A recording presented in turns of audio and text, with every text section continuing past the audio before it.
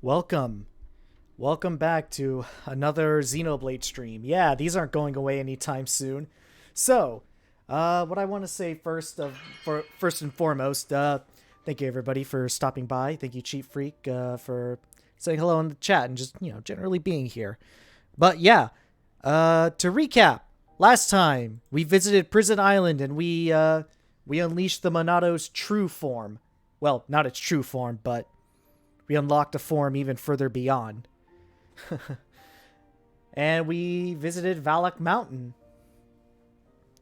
And we got to the point where you learn about your true enemy on Mechonis. So yeah, a lot of progress made. But off stream, I elected to do some side questing. And once we get back into the game, I'll show you all. All right. Monado 2, baby! There it is!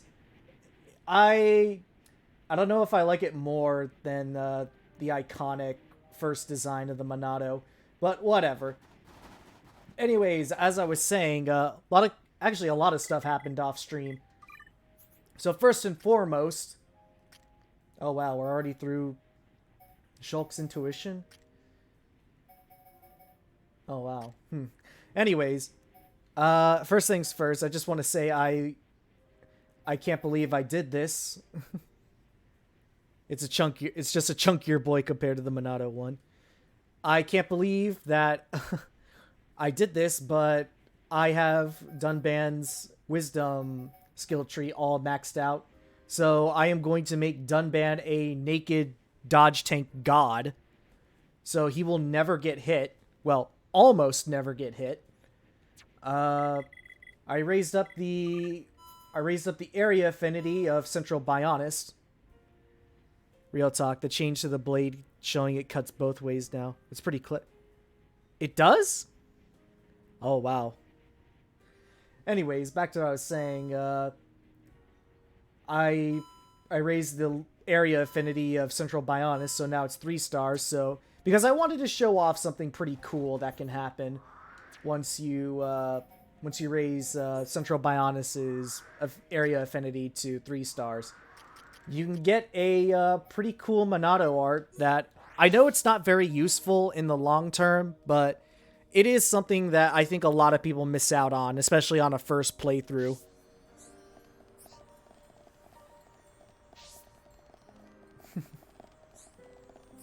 Oh my god, get out of the way. Trust me, this took way longer than I needed it to. Oh yeah, in addition, let me just pull it up. I raised up the levels of most of Colony 6. I just want to say right now, fuck whoever thought it was a good idea to grab ice cabbages for, was it level 2 nature? Was it level 3 nature? I don't remember. How your party affinity doing? I'd rather not talk about it. My party affinity is looking like a mess right now. But what time does she appear?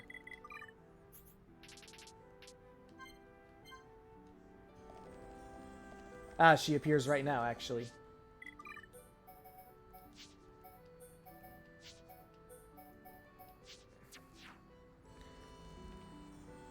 I can help you with gifts to boost some specific ones. Ah, I see.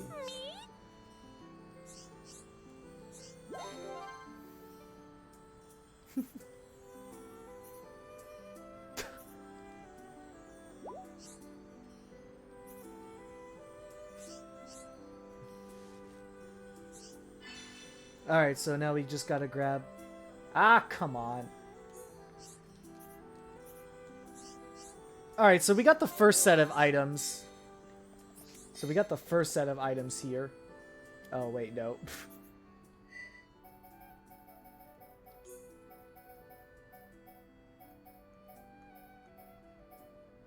Frontier Village, right? Ah, there it is.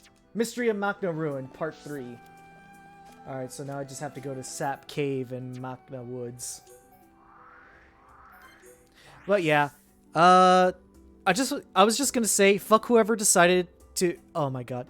That's only the first of the unholy trinity. You got ice cabbages, rainbow slugs, and black liver beans. It took me an hour and a half to find the 2 ice cabbages I need. Fuck whoever thought of this. Just saying. And if I struggled to find 2 simple ice cabbages, the rainbow slugs and black liver beans are gonna be absolute hell. Just play time attack. But I can't grab items from the Nopon Arc Sage until, like, in-game. Like, I have to wait until in-game if I want to do that.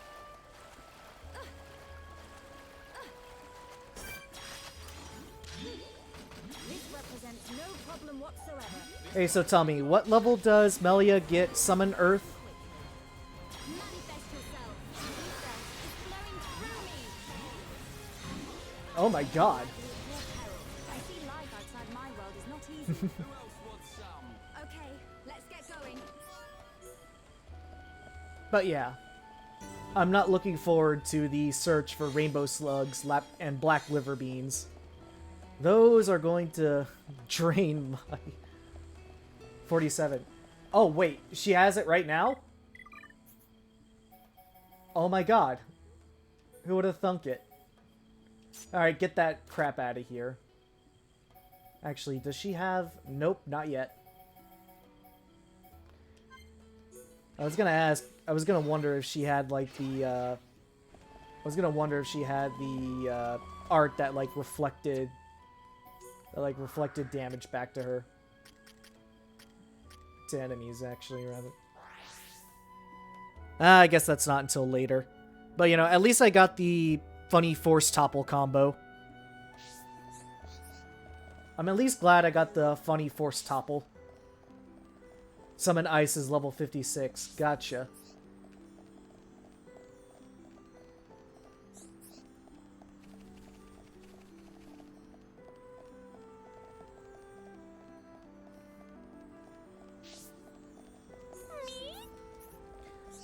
Alright.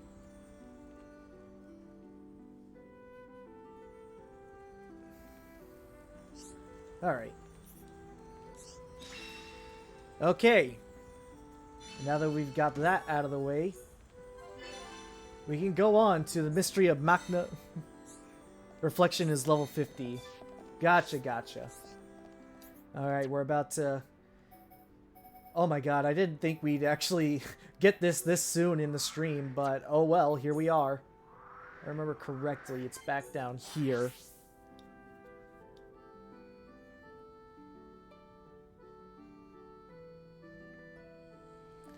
Alright.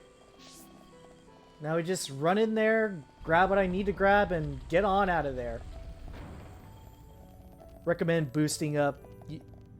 Yeah, for Ricky and Charla. Yeah, I remember you telling me about how they get a fucking stupidly broken, like, ether for... Yeah, gem cylinder refining. I can't believe we're doing this. Roaring thunder! The fighting spirit is mine. Wait. Ether is flowing through me. Bring it on. Good. Just manifest yourself. Manifest yourself. Looks like it's no manifest yourself. We are victorious. Okay, Woo! let's get going. Who else wants some? I mean, I could also play as Dunban. I could also play Dunban. Wait, is the UM here? No, it's not. I already took care of it off stream. Anyways, we come down here. And we can grab... Oh wait, no, not yet.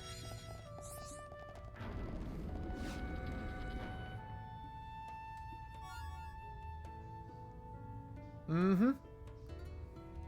Wait, Battle Soul.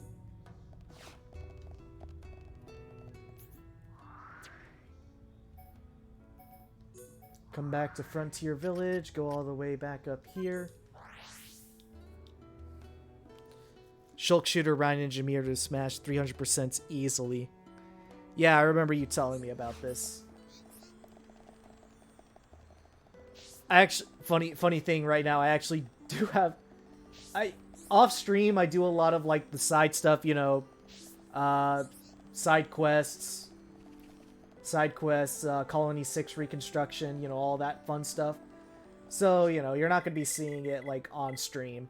Because, you know, nobody wants to see that. I just don't think it's entertaining to watch me suffer trying to look for ice cabbages for an hour and a half.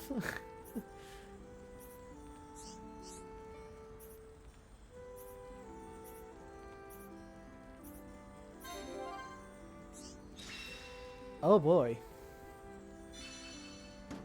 Barrier Nasher, Heart of the Giants. I will use my power to protect Oh my wow. friends. I can't believe that leveled us up that fast. I just need to know if it... Oh my god. Ah, but it only has one gem slot. You're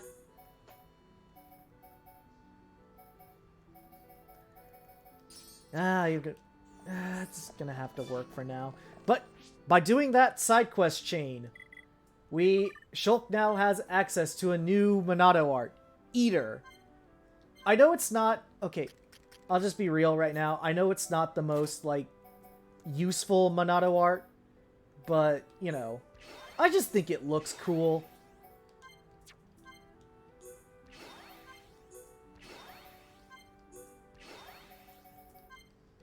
Like, Monado Eater just looks so cool. Basically, what Monado Eater does is basically, it drains away all enemy debuffs, and Shulk does an attack, and it inflicts bleed on enemies that were drained. So, you know, very useful art in certain situations. But, yeah, with that, I think I am now ready to continue on with the story of this game. So, back to Valak Mountain we go. I'm tired of seeing this place.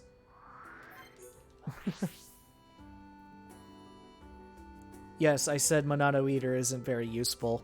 Most of the time.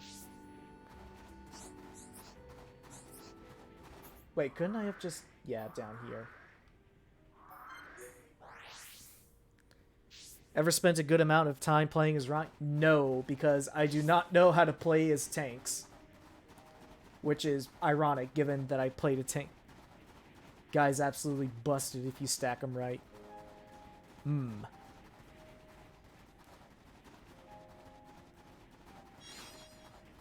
Like, I know... I've seen the ways that Melia can be busted. But... I do not know in which the ways that Rhine can be busted. I know the cheese strat with Dunban, though. You know, just... No joke, like real beefcake. Ooh.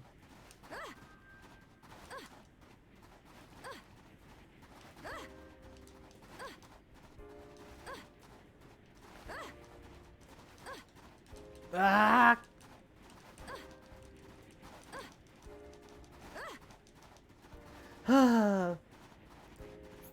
Once again, my big beef with Xenoblade 1 areas is that too big.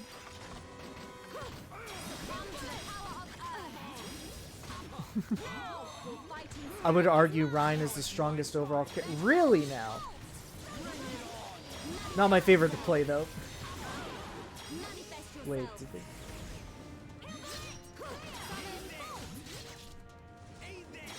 Wait, can I just force topple this thing?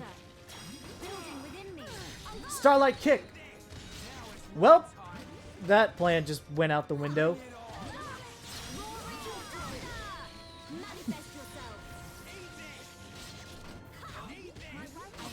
Actually, what am I doing?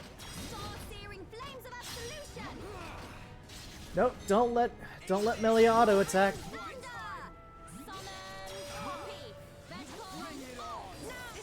There we go. That's how you get him out of here. Alright.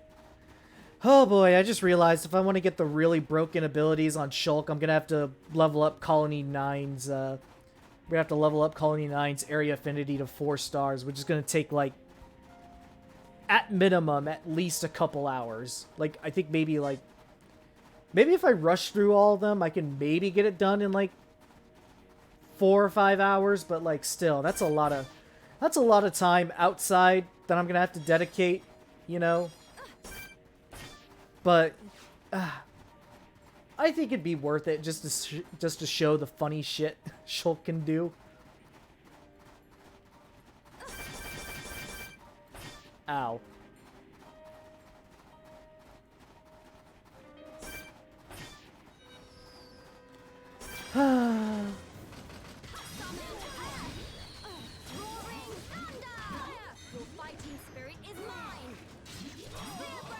Topple them?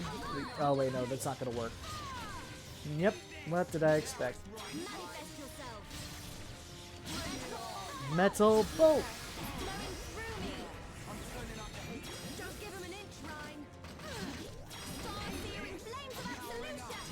This is gonna hurt.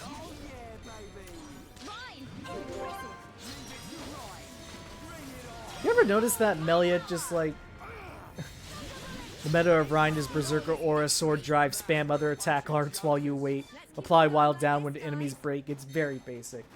Naruhodo, naruhodo. That's all. Naruhodo, naruhodo. When's NL? Has NL put out a guide on those people? Has NL put out a guide on Sharla and how to make her useful? Because, like, after a certain point, I just bench Sharla permanently.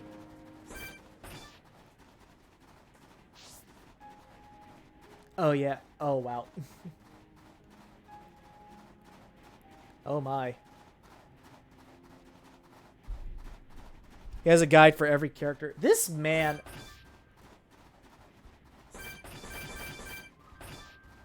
Okay, I shouldn't make fun of NL because, you know, I'm very peculiar about the series I love very... Not a good option most of the time, but you can make her work if you want to. I figured that's how it is. Because, I mean, she's only a specialized healer, right? Like, she is specifically specialized to be a healer. Without, like, very many... I don't think she just has very many options outside of being a healer, you know what I'm saying?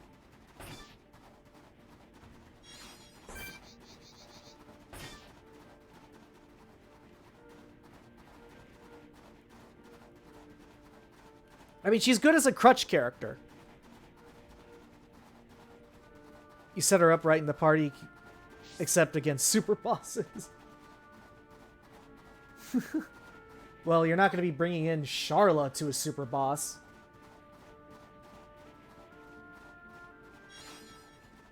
You know, I said this wouldn't be a 100% playthrough. You know, this is just going to be a casual playthrough. Because, you know, my stream, my rules. But, like, I really do like doing some of the side content in Xenoblade games. Like, I just love exploring these areas, even though I do know them, you know, like the back of my hand most of the time. And I do like doing the side equip. If you casually play it to 100%, doesn't that kind of break the rule? I mean, you might be right on that. I had no reason to go, like, stupid hard against, like, what's my Alchemoth? Or Upper Bionis. Like, I'm already at 2 stars area affinity for Upper Bionis. Might as well go all the way, make it 5 stars. Though that would require me to do every single Alchemoth quest, so no thank you.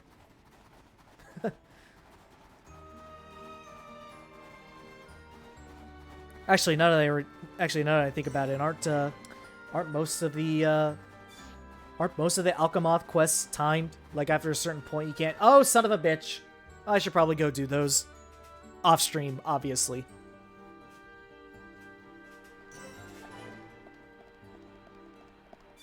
Sleep, wake up against the enemy.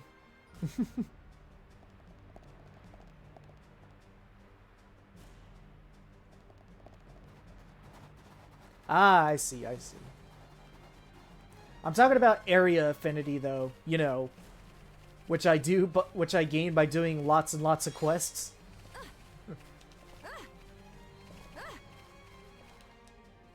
Man, I just love doing that. Making these characters jump. Oh, what the... Is all that big sword? Oh, if he's, then ouchie ouch.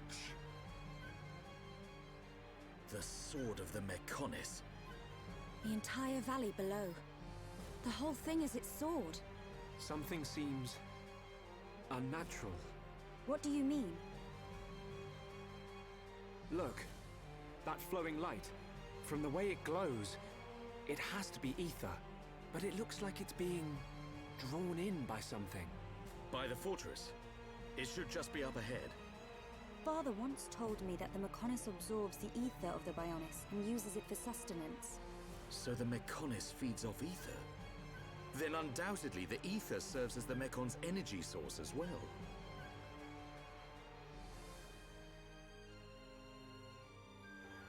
Wait, remind me. Is this the area where... Oh, wait a second. Yeah, I should probably play as Shulk for a little bit. Should probably play as Shulk for a little bit, because, you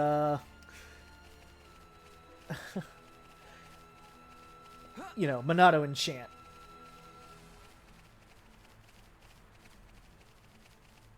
But, oh my god, is this where the song starts playing? Is this where that song starts to play?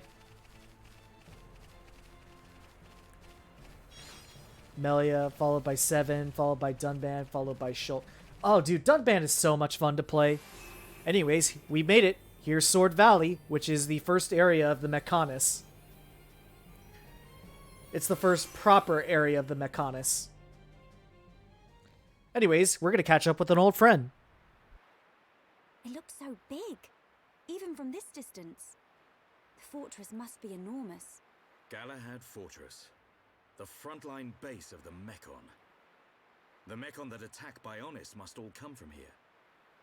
Then there's a high probability that he's there. The golden Mechon that took Fiora.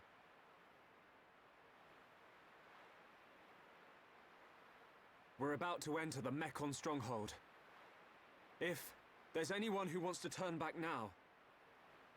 Shulk, friend should no split up.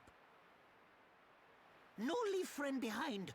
Ricky's scared, but Ricky won't go too. Ricky. He's right.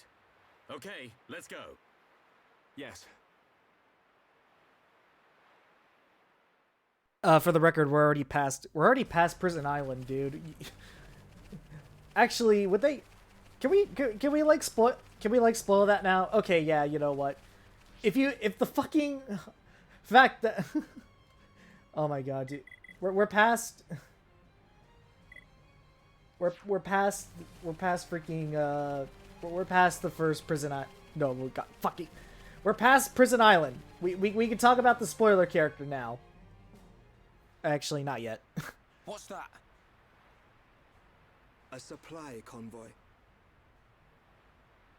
It would be most unwise to proceed without restocking our supplies. You arranged this for us. Hey, It's our old friend, Dixon. Dixon!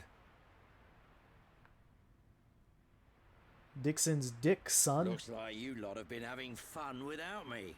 Heard you took care of that faced Mechon. Well, not exactly. What are you doing here? I got wind of some allied force coming together a few days back.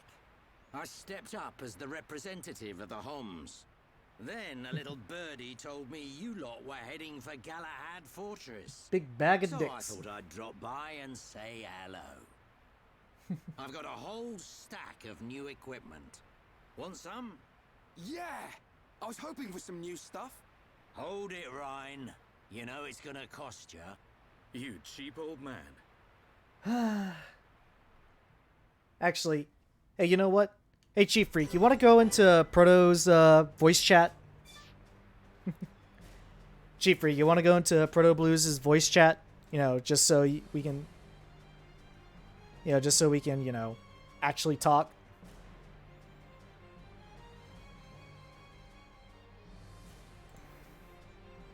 Okay, I'm here. I'm in the voice chat. Hey, hang on. Speak now? Speak now. Things test 1 2. Okay, cool. You're coming through. I would share the audio from my OBS, but for some reason the audio doesn't come through. Don't worry about it. Oh, okay. All right, let me just do this. Projector. Cool. Create outsource projector. On my second monitor, pull up Discord. And I'm just gonna... Hang on, let me just screen share this. All right. Sorry if there's no sound coming through on it. No, that's fine. Let me see. I mean, I don't need the sound anyway. It's like I can't, you know. I've played this game. I've played this game enough. Let me tell you. Okay, but for real, yeah. Should I get the anti-mechon equipment? You know, just so I don't have to use enchant every time. I mean, it depends on if you want to have. If you want to, basically, if you don't get it, then you every party is gonna need Shulk in it, basically. So it's one of those things where it's like it's up to you. I usually just do because money in this game is inherently worthless. So yeah, I think I'm gonna do it anyways. Hello. Even though I think I spent a bulk of my money off stream on fucking Colony 6, you know? right. Because holy crap, it's expensive as heck. I mean, you still have like really 200,000. That's not bad. Yeah. Anti-mechon fighter. Yeah, I'm just in the habit of calling Fiora 7 because Yeah. you know, the community for years was very Very sensitive about that. yeah. So Is there any I sound? think personally, I think post Smash Ultimate, realistically, everybody knows that Fiora is one of the characters. Like people have seen her, you know. Mm-hmm. So. Is there any sound coming through on the screen share? No, but you probably would have to turn like audio monitor on or something in a OBS to fix that. I'm on Streamlabs, so I don't know if it's any different. I do have it. I do have it to where it's like playing through on my, you know, on my OBS, on my Streamlabs. Okay. So I don't know. It's just weird. I've been trying to.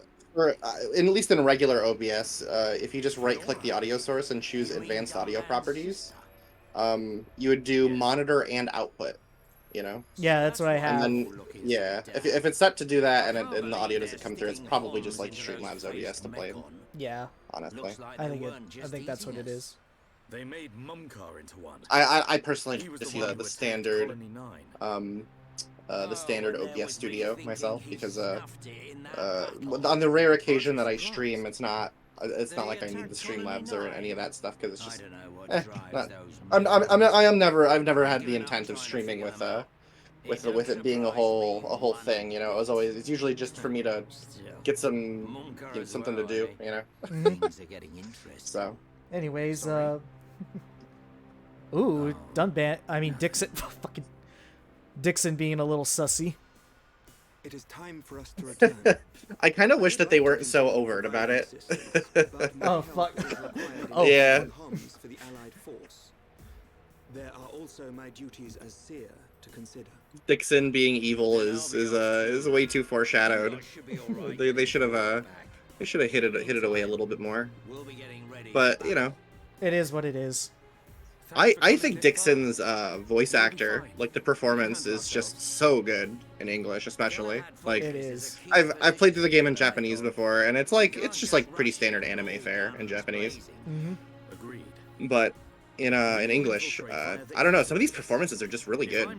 They are. Adam Howden and Shulk is especially. Yeah. Like, Dixon's definitely a standout for me. Mm-hmm. He just really nails the character. Like it really looks like that voice comes out of that guy, you know? Mm-hmm. You take care as well.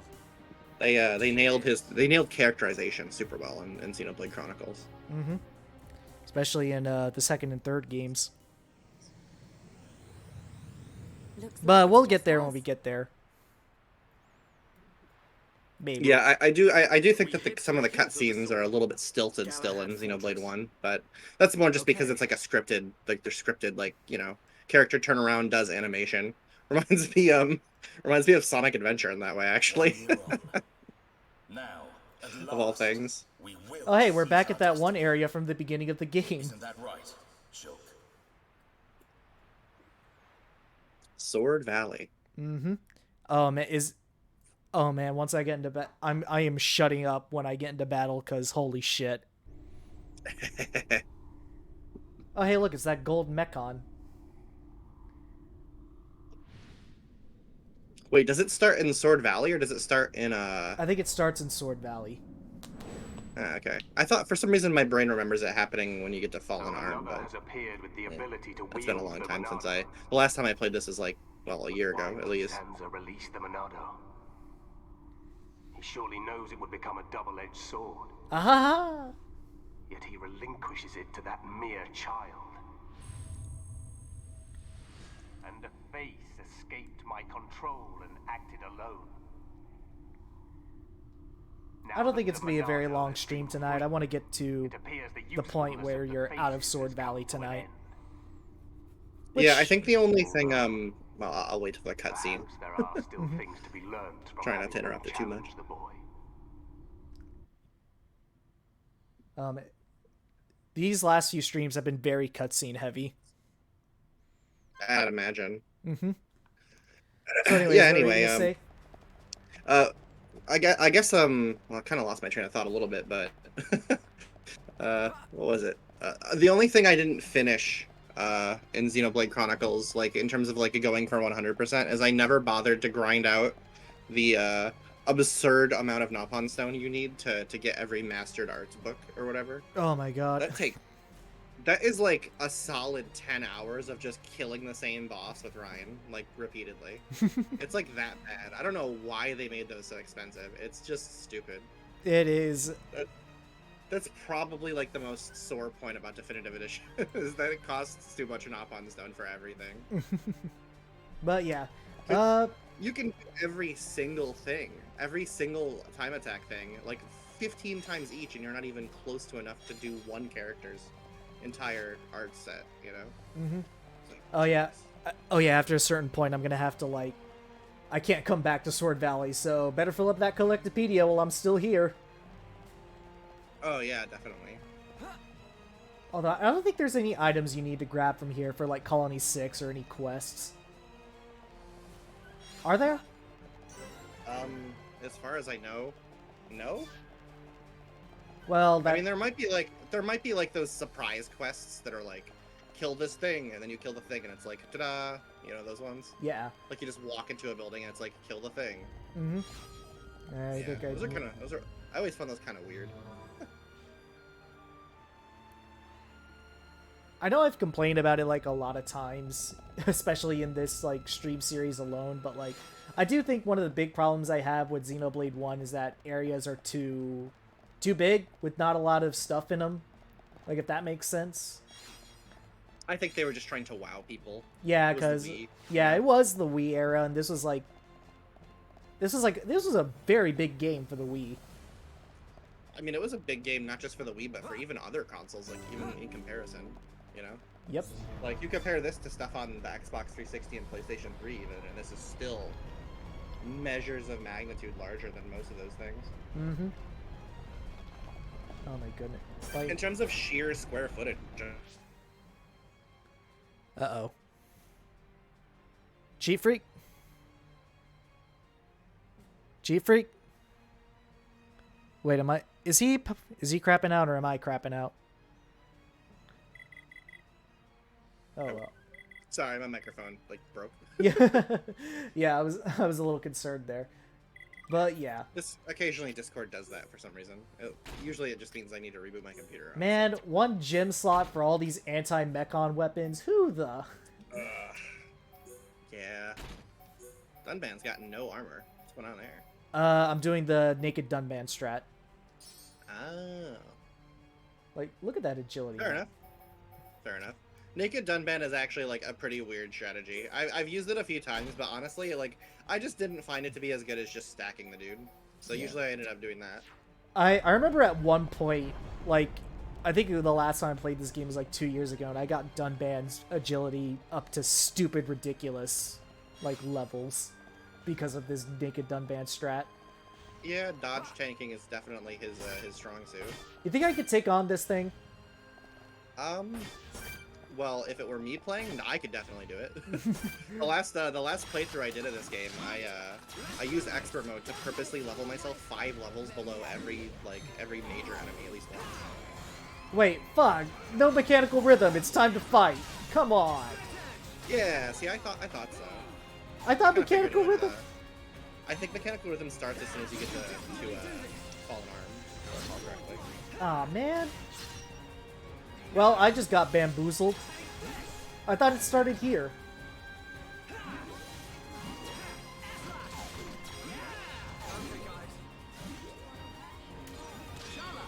So, what do you think about Monado Eater? Do you think it has some good applicable uses? I think that a lot. I think all of the arts that are on the Monado are like relatively useful in some situations, but that's because they're all like that's the whole point of the Monado is situational arts, right? Mm-hmm. The AI is actually quite good at using Monado arts effectively, which is one of the reasons why I actually think Shulk is actually a pretty awesome option as an AI character most of the time. Oh god, where'd Charlotte go? I can't find her. The thing with Shulk is he's fun to play, but everybody plays through the entire game basically as Shulk most of the time. So at some point, I was just like, I want to try other characters for variety, you know. Mm-hmm. Alright, I think I'm gonna abandon this fight. This is going very south. Yeah, I think I'm just gonna abandon. Ah, well. Well, you tried. I tried. I tried so hard and I got so far, but in the end, it doesn't even matter. Please don't sue me, Linkin Park.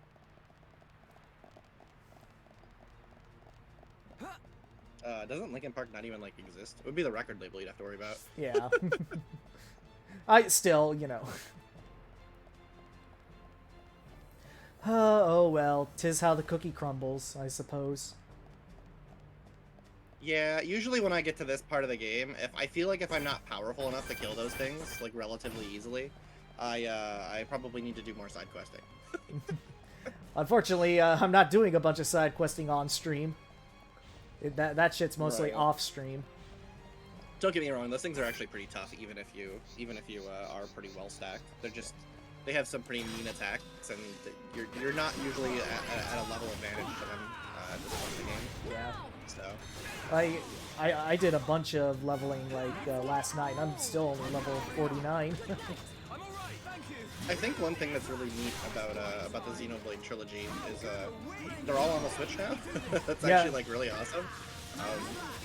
People underestimate just how much of a difference that makes in terms of. You have no idea how hard it was to find this game back in the day. I mean, you don't have to tell me. I literally couldn't. I wanted it, but I couldn't get it because I ended up having to sail the 7 seas in order to play this game initially. Okay, let's Yeah. get going. That's not how I like to go about it, but you know. For me, like I got lucky. My GameStop had a copy still lying around in 2014. GameStop was doing some scummy things. Okay, they were taking new copies of it off the shelf, opening them, and then selling them as used for a huge markup. Wait, I thought it was the reverse. Like they take used copies and then sell them as new. I thought it was the No, they were doing because if they sell them as used, they were worth more.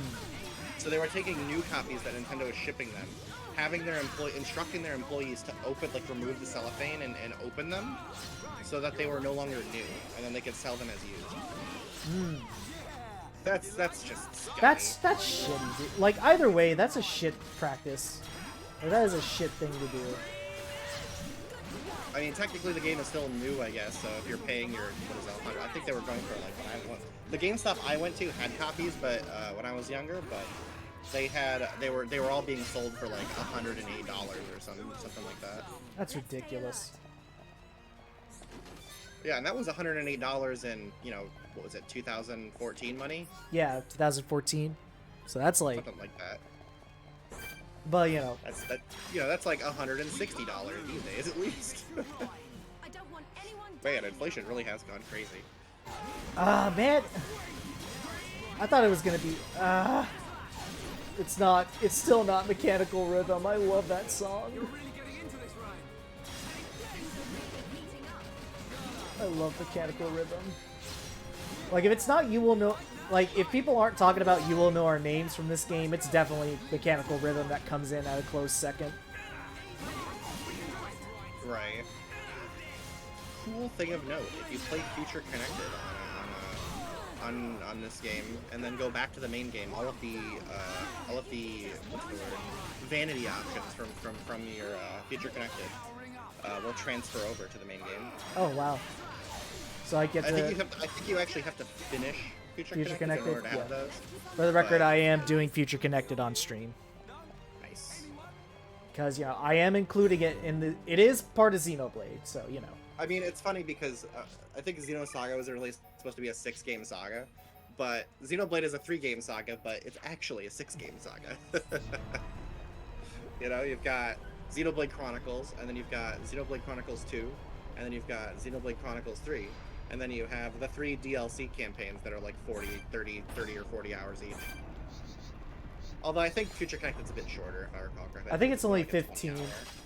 15, 20. It's like 20 something if you're like really going for 100%. And then, isn't Future Redeemed also like 20 hours if you're just doing the main story stuff?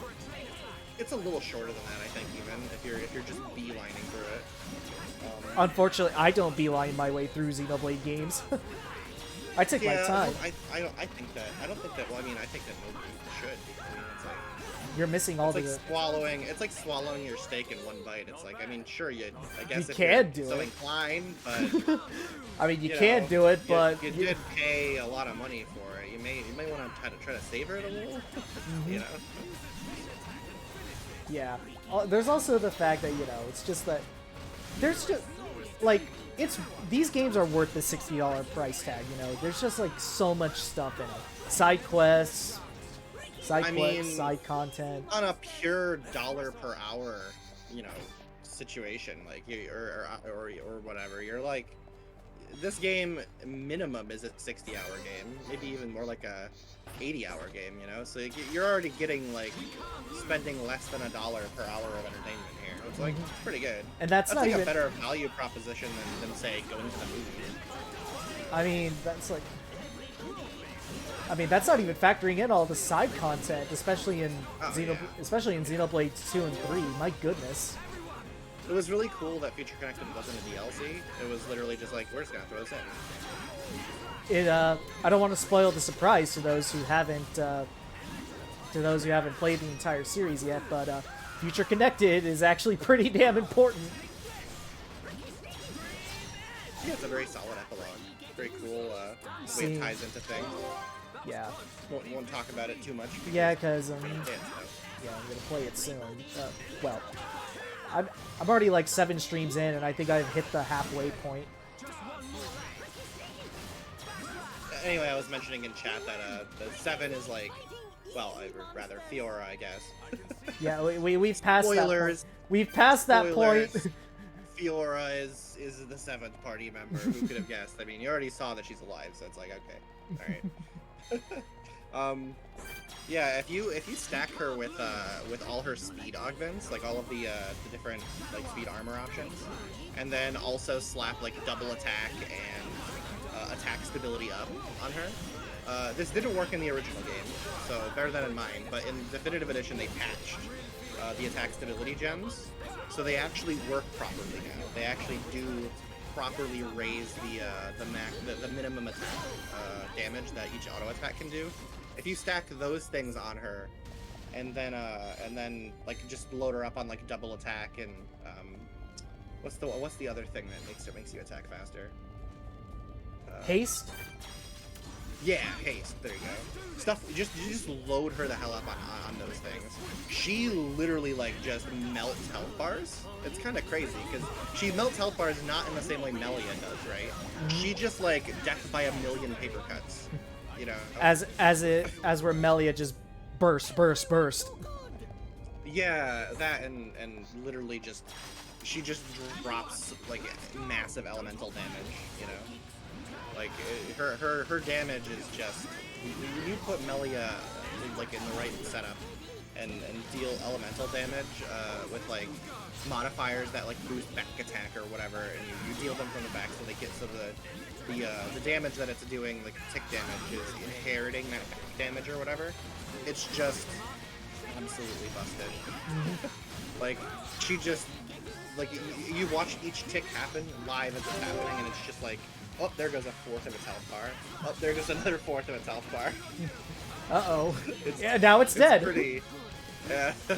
And then not only that, but because the tick damage doesn't count as Melia like attack or whatever, it counts as passive.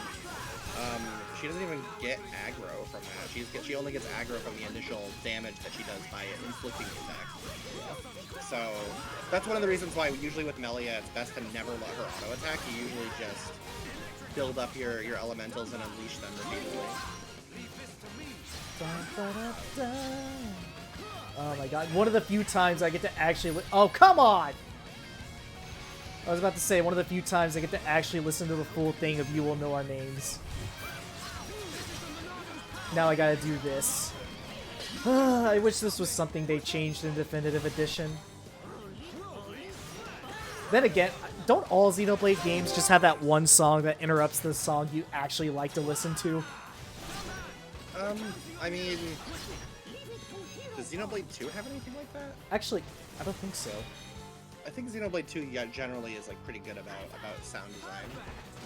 Xenoblade 3 does have that problem with change. Yeah, and it's just although what's really dumb about that to me is that they play the chain attack music in almost all situations, but sometimes, very rarely, when you do a chain attack, like depending on like what you're fighting, sometimes it won't interrupt the music. Wait, what the? So why is this a vision?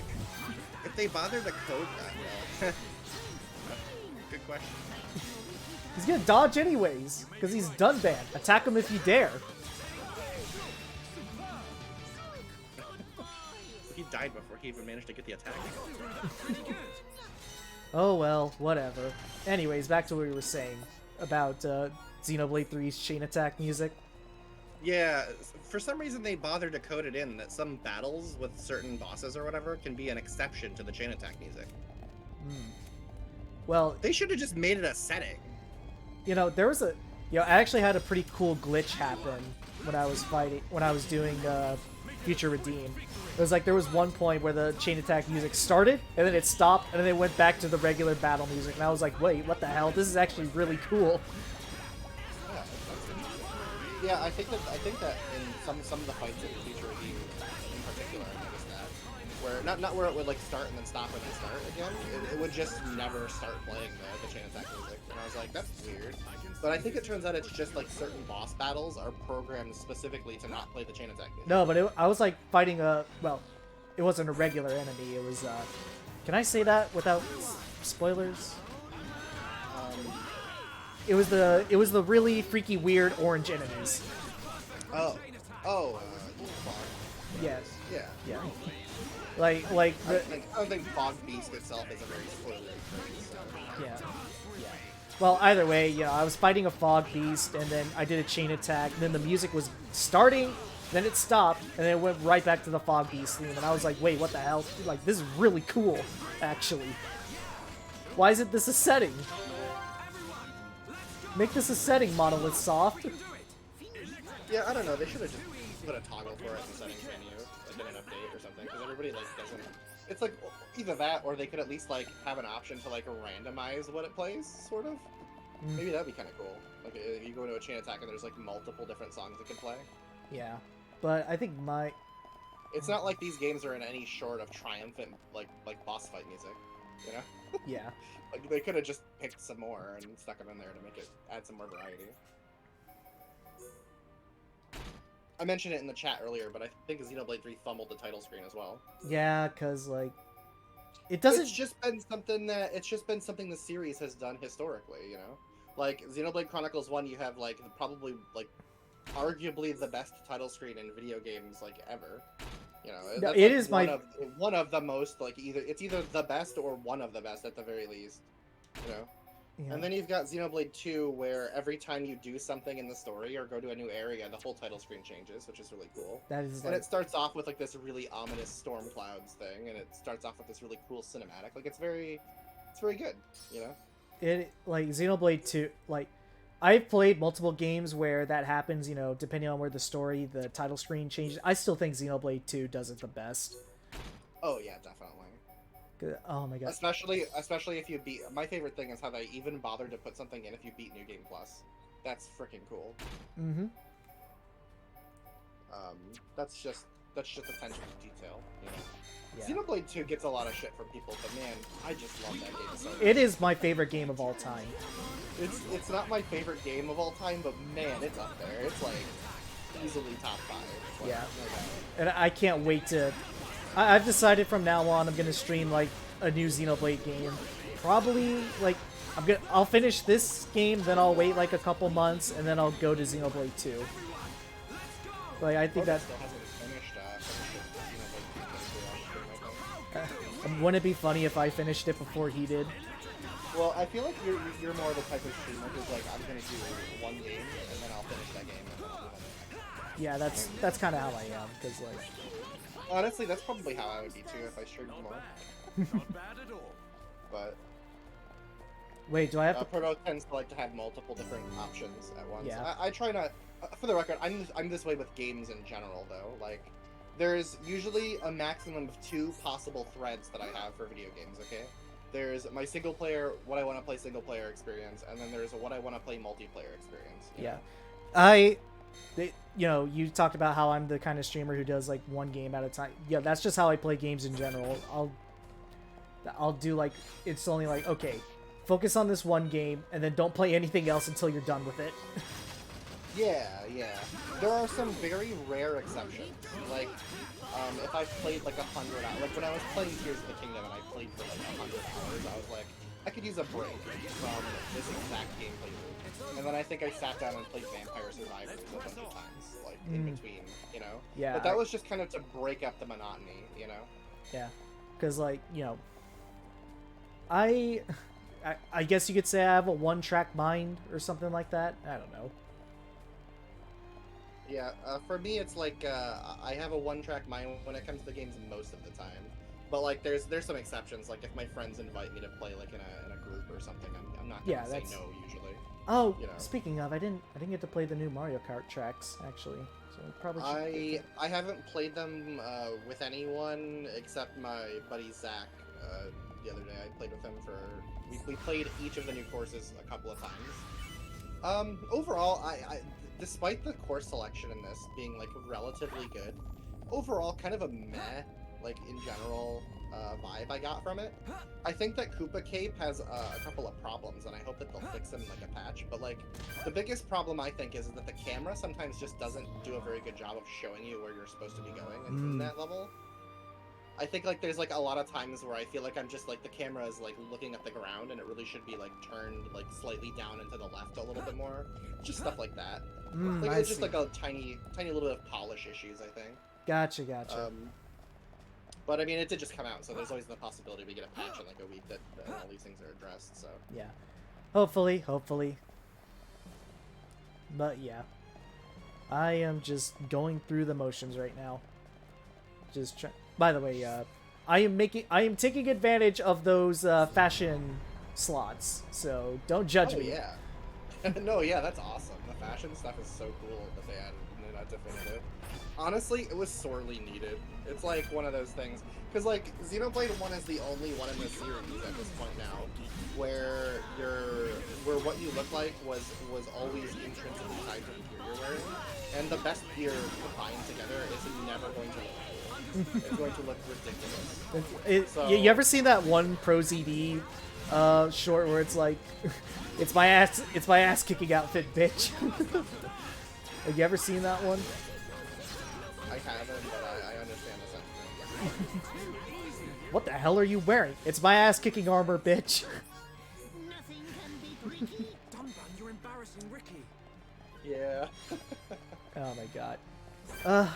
That, you know, you can't hear it, but I love the party banter in this game.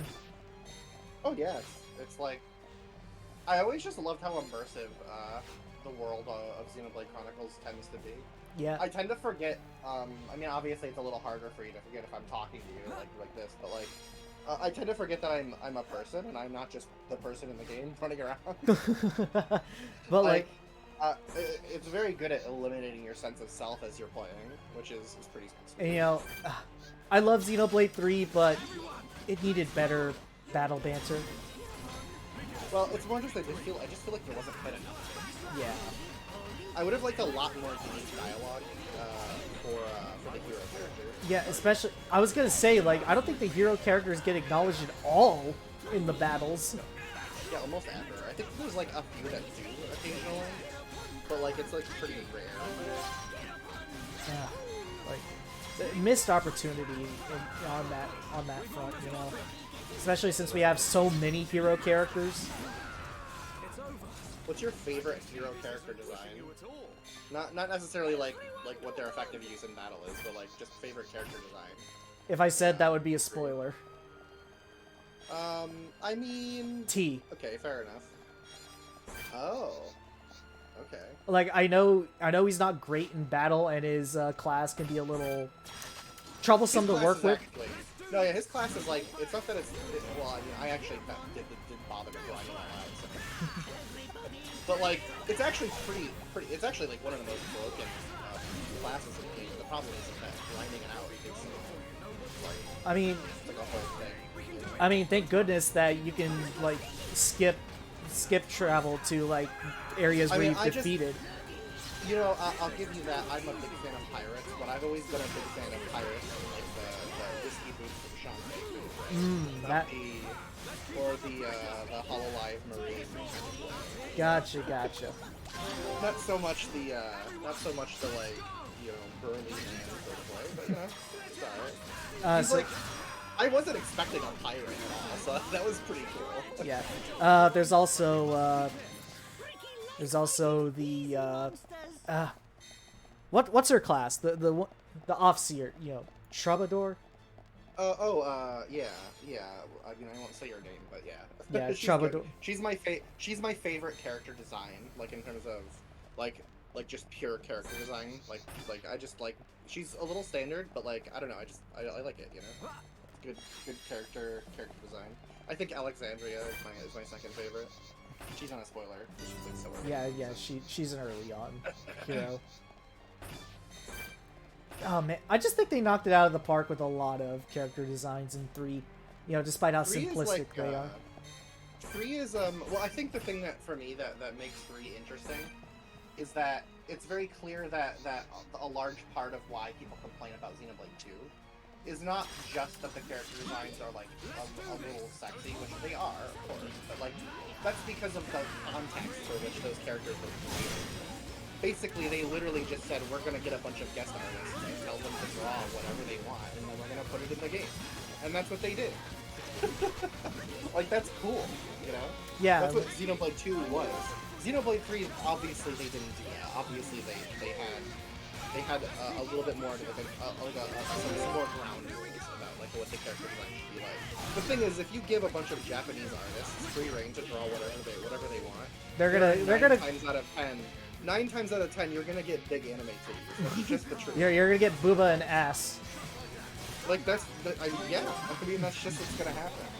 Yeah, these people that complain about Xenoblade 2 haven't watched anime. I swear. Like that's the truth of it. Like ew, anime, but anime cringe though. No, but like for real though, like that's like I feel because I've watched a lot of anime at this point. I'm like a big fan of the slice of life, and I mean I even watch like some of the stuff in the ecchi, like general ecchi genre, right? So like I understand. I gotta tell you, Xenoblade 2 is not that big of a deal. I do think Dahlia's like, a little. Compare Pyra's character design to the character designs in Planet Cuties. Oh my god! And then tell me that Xenoblade 2 is like weirdly sexual. Give me a break. No, you just unlocked a core memory for me, dude.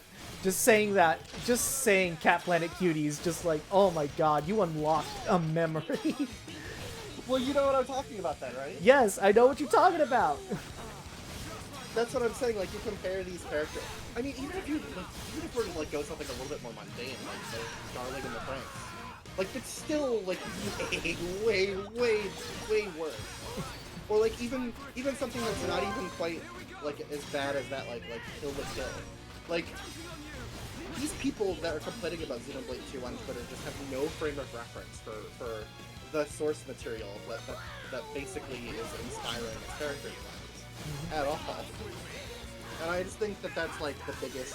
It's, like, a cultural divide, partly, because obviously, like, I don't know, the online Twitter sphere, or whatever you want to call it, especially at the time when it was, like, really bad on Twitter for the Xenoblade 2 discourse. I mean, it's not as bad now as it used to be, but I mean, Twitter's just bad in general. Yeah, so it's like, yeah. Let's not step on that can of worms.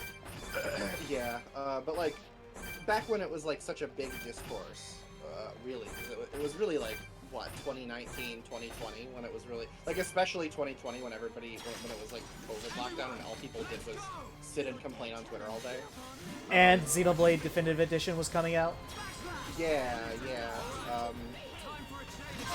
I think that the Xenoblade 2 discourse probably peaked in terms of like just end my life. Stupidity. Like commit toaster bath, please. Just leave me alone. Please. God. This is why I don't interact with the larger fandom in anything, and just like stick to my own bubble. Yeah, I mean, I feel you. Because trust me, I have my roots in the Sonic fandom. I do too. I do too. I gotta tell you, the Sonic fandom is like, I can't say the things that I've seen on stream because it would be extremely good. That's how bad. Yeah, no, I know. Oh my god. I mean, I have some stories to tell about when I was active in the Sonic fandom. Let me tell you. That's all I gotta say. There are a lot of keyword in the Sonic fandom, and it really it's like bad. Especially there's like some people who are higher up even in like these communities. Not good. I trust me. As far as I can go. Yeah. Trust. I have seen just as bad, if not worse. Yeah. Because I could probably dedicate a whole stream just talking about my fandom experiences. In fact, you know what? How about I start a podcast? I'm just kidding. No, what you'd want to do then is you'd have to like go to your Discord, right? And you'd have to post it as an MP3 in your Discord because you can't talk about this stuff like frankly in public on like YouTube or something without your video just getting taken down. Like it's like seriously that bad. Either that or the people threaten to sue me. Well, I mean, yeah, but most people threaten to sue people and do it. They're just cowards. Anyway, got a little bit off topic. Yeah, but sorry. basically, the Xenoblade 2 discourse. The Xenoblade 2 discourse was just, I think it's just ridiculous. It's stupid, honestly, because it's like, why are you complaining about a game you've never even played and probably don't intend to play? I don't get it. And the funny thing is, like, you can definitely tell that the Xenoblade 3 like development team like took notes from, the audience reaction a little bit, because like you know, I mean, this is probably like a cringe way of phrasing it, but they definitely have a more woke like design philosophy for Xenoblade I would say more modest. Modest. Yeah, modest is probably a more like tender way of putting it. Yeah, it is more modest, although you do get some sexy designs. Ethel. Yeah, and weirdly, for some reason, Alexandria has a lot of cake. That's a bit weird. I know. Especially given the fact that she's like canonically like not. She's not a 10th termer. She's not a 10th termer. No, yeah, she's like Dami mommy energy, but she's like a kid. It's like weird. She's 6th term. Little strange. She's 6th term.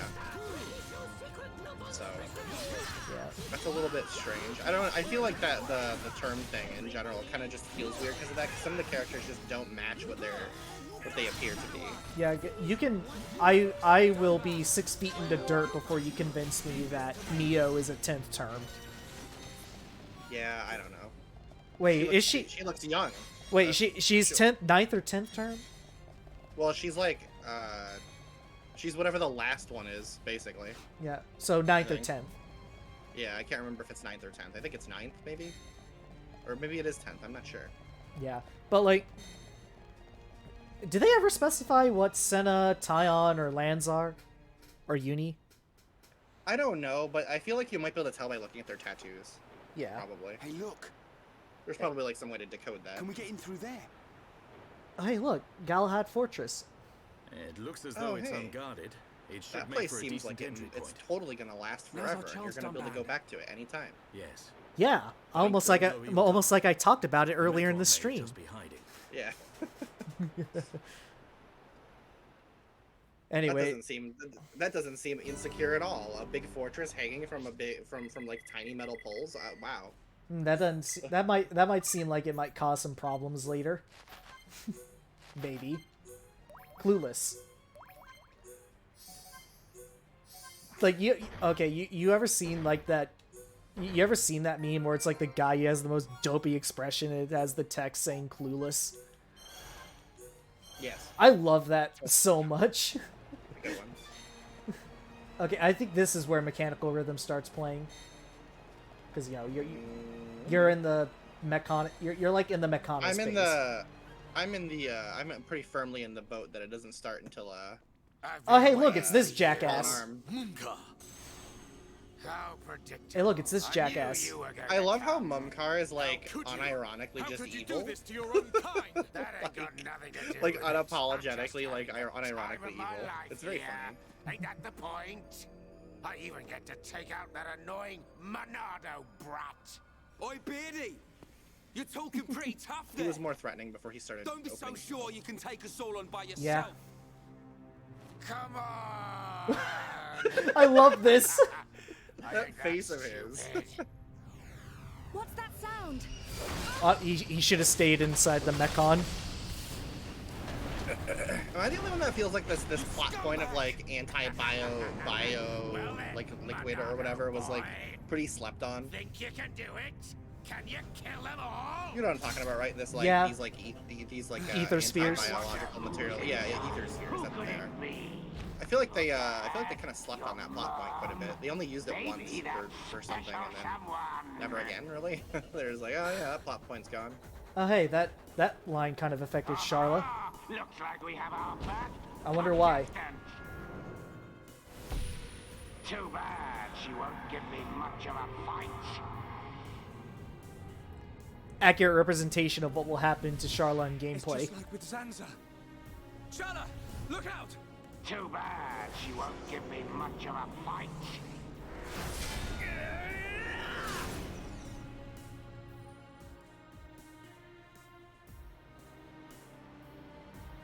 Shulk? Everyone, watch out for the green claws. And the other one's spears. There's something different about them. You catch on quick, boy. Oh my god, the voice filter. Weapons are special. They were made especially to decompose you homs. No, wait. God, just like the voice filter they put on the face Mechons is just it's I don't know if I hate it or love it.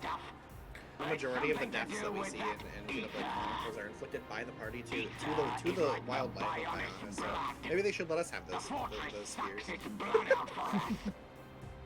Like the vast majority, you know? Yep. Oh yeah. Kill 28 armor. You Okay. monsters! Pretty clever, don't you think? This world suits me just fine, Gunman. Mumkar, you're gonna It's so pay. far off, but I gotta say, Melia's got some like they really did like get rid of her butterface problem They did that. They just so did. thoroughly. They just did that for the whole party. Right, but like Melia, I think in particular, like really benefited from it. You know? From the glow up. Yeah, like no doubt. I mean, her character design, like her character art. I mean, like even like the official Xenoblade character art or whatever, I think was always very cute. So it's like, obviously this is what she's supposed to look like. The in-game graphics just couldn't quite capture it fully, you know, because Wii limitations and what have you. All right, first things first. I'm taking care of these face Mechon. or these mass-produced phase. Got your battle commands having everybody attacking the same thing. Just did that. Oh my goodness.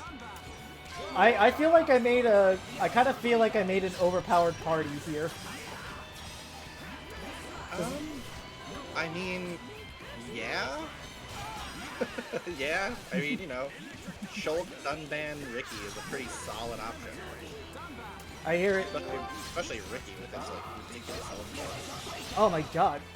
Alright, I'm gonna pop off that chain attack. Because I don't want Dunban to die. Probably not the smartest choice, but oh well. I'm trying to live here.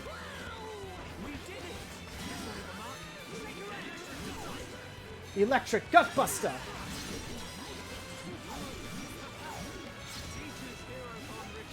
Teach us, Hero Pawn Ricky. Oh my god. Oh, you know, how cool would it be if they did like an update for these games that you've added to Xenoblade 1 and 2 the ability to switch characters in battle? Oh my god. Like, I would fall in love with these games. That was something I didn't even know I needed until I used it in Xenoblade 3. It could have just been like a New Game Plus option or something. That would have been really neat. I understand why they don't let you do it in this game, because I feel like that would be pretty broken if you knew how to like take advantage of it. But like, it would have been cool. You know, just like let you switch to any of your party members anytime. Uh-oh. One thing you should, if you ever get the chance and want to like learn how to really kit these guys out, Enel's videos about each character have a really good explanation of all of the possible skill links. And I think that's like the most valuable thing that those videos have, honestly. Because those skill links, dude, they change the game.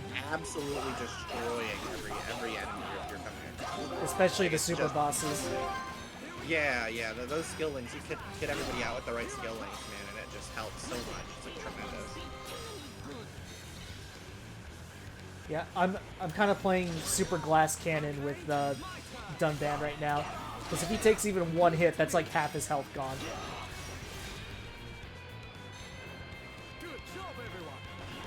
Well, I mean, as long as you can keep topple lock this guy. He's not even getting a turn in right now. I mean, yeah, topple lock. I'm excited for you to get to Fallen Arm, honestly. I can't wait to help you. I can't wait to see you kit out Fiora, I mean.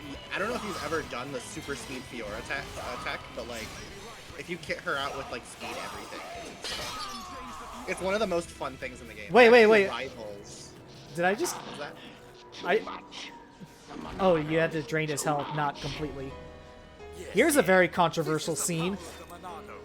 I don't think it's controversial. I understand the meaning behind it. I mean, people probably have a problem with it, but personally, I think it's fine.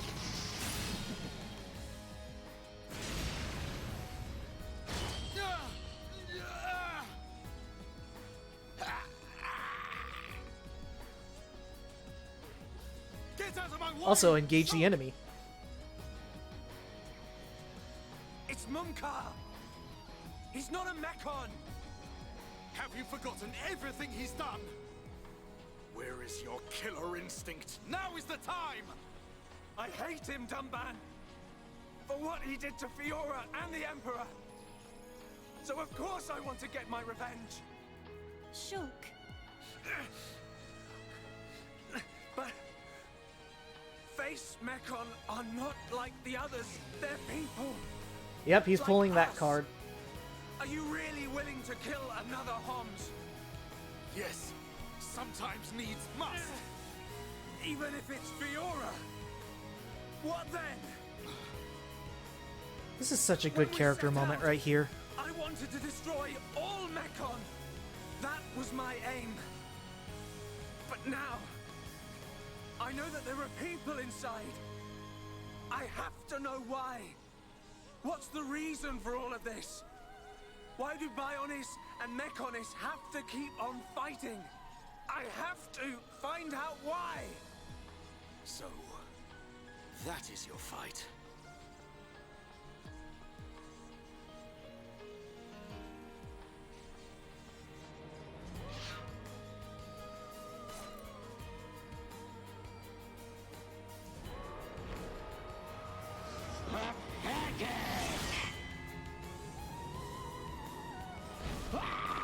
Dunban demonstrating once again why he's a badass.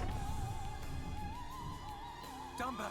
I have a lot to say about Dunban, but I never can't talk forgive about it what too he's deeply done. without plot And spoilers. yet, your But words the crux of what I would say is that Dunban is feel unapologetically one of the most the badass weight. characters in all of fiction. We have to help Like, Fiora now. like genuinely. We'll worry about the rest later. Right. Did you hear that, Munkar? We haven't got time to be playing around with you. You always had to have the last word. Oh wow. Just die!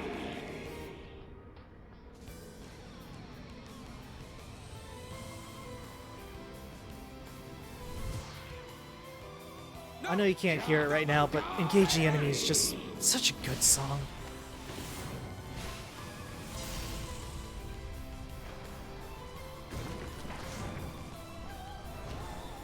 Now, this is a poetic way of Munkar dying. Dying from his own stupidity. That is hubris.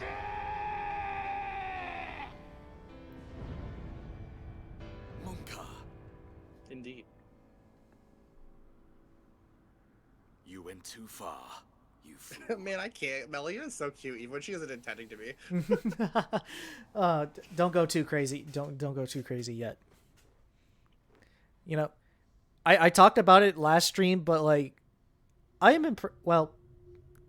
Was this before Jenna Coleman got big? Relatively, yes. I wonder why she has the green giant death spear thingy. They are of surprisingly little. Well, I mean, I feel use, like at this those point they visions. probably already had. You probably already know something at that point with Alvis because of the whole That was telepathy within thing the margin of fate. and whatnot. It was not Shulk's fault. I don't want to Like, bring this it. isn't really So you side with the foreshadowing, boy. is it? It's kind of just plot exposition. Did you find anything out? Also, that's a pretty interesting necklace he's got there. Most fascinating, this spear. I feel like it's such a The shame that fluid Lorithia alters is such and a destroys the black and white, structure like of the crappy ether, villain. which is the building Yeah. Because she has a of really Bionis. cool character design, and I feel It like appears to have been I feel like they created could have from ether taken energy advantage drawn of that from the blood of a the little bit Bionis. better, you know. Could that explain Yeah. the ether flowing Oh through wait, your spoilers, but you probably could already guess that she was Bad News Bears. But it is too early I mean, to draw just look at her conclusions. character design. body? Is there And the way she talks. Creating antibodies Right. is a simple matter. We will be ready. I actually think that, That is like, good in news. terms of character, just like sheer, Why just did like you have character to design, include him? she's like very, You very know good. how he disgusts Honestly, me. Every Like, there's a lot time, of really Must cool respect our gothic elders. stuff going on in her. Dixon has known her, him far character design. longer than us. every time someone says that Xenoblade 2 is too sexy, I just point at Lorithia. I mean, shit. You just point at some of the characters in the next area. I mean, even you know. At least he's And out some the of way. Charlotte. But they, Now Yeah. I just need to get Some of inside. Charla's armors. well, Fiora's. I mean, literally in They're the in first there. 3 hours of the game, you can Fiora just throw Fiora and the around in her golden bathing Mechon. suit. Like what? Like there's no Shortage of fan service. Yeah. And the game remembers that you had her in her bathing suit the entire time too. If you do that, so you have to live with that choice. You For pervert. multiple cutscenes. Yeah, you freaking pervert. This game knows what you've done. This game It doesn't knows. shame you for it though. Fiora. In fairness, Shulk. the only one capable of shaming What's you up? for putting Fiora Did in her you see bathing suit something? is yourself. No. Oh, come on, Shul. Stop lying You about did visions. All right. It was the Silver Mechon. Fiora. She's definitely inside. I feel like that is kind of a believable flaw, though. All right. At least we know what What to is? expect. Shulk being hesitant to tell people about his visions. Fiora is inside. I can't let that vision come true. I mean, I feel So like I have to save I feel her. like it's not just believable; it's incredibly relatable. I think. I mean, if you were just suddenly given, like, the ability to see into the future, I think you'd be a little hesitant to tell people what you saw, too. Well, I would be hesitant for a completely different reason, and that's that I'm a nefarious asshole. So I would want to take advantage of, use it to take advantage of people, but that's because I'm not as morally, my moral compass isn't quite as quite a bit more jaded than old Shulk here. But Yeah, I just want to still, talk about... like, generally in the good, like, positive direction. I just want to talk about that cutscene because I know it's very controversial to some people. You know, well, you know, I just feel like it is a strong demonstration of like Shulk's optimism and his, you know, characterization as someone who just, you know, he goes from someone who wanted to just, you know, set out, find revenge, and now he's just like, now he knows that there are like people inside of the Faced Metcon, and he's just like, well, why? Why is this all happening? And he doesn't want to take any life in order to find those answers, you know?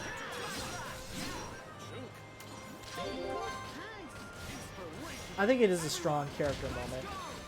I think that I don't know how to describe what I feel, how I feel about that.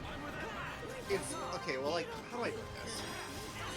There are no right or wrong answers. I do not judge you. Yeah, I guess what the way I see that cutscene is that, like, in the greater scheme of Shulk's, like, you know, character development, I think that Shulk gets a little hung up on the fact that Mumkar is a Homs, when in fact Mumkar is still unapologetically evil, which is most likely demonstrative of a character flaw of Shulk's, right? If anything. But his reason, like, the reason he does that, or the reason he does that is that he always wants to see the best of people, right? And to him, before this point, Mechon were not people. Mechon were machines. You know? So, destroying Mechon was just, you know... The job. Shulk isn't like... Right, yeah, that's like he's just like, we need to stop these machines, right?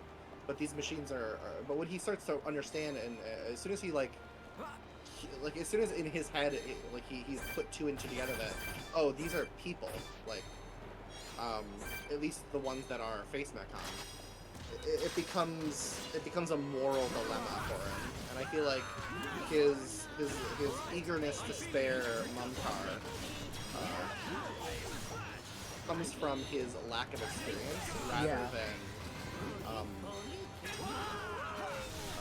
and it also comes from his humility, which I think is good. Oh fuck! I forgot these things have spike. Ugh! My least favorite game mechanic.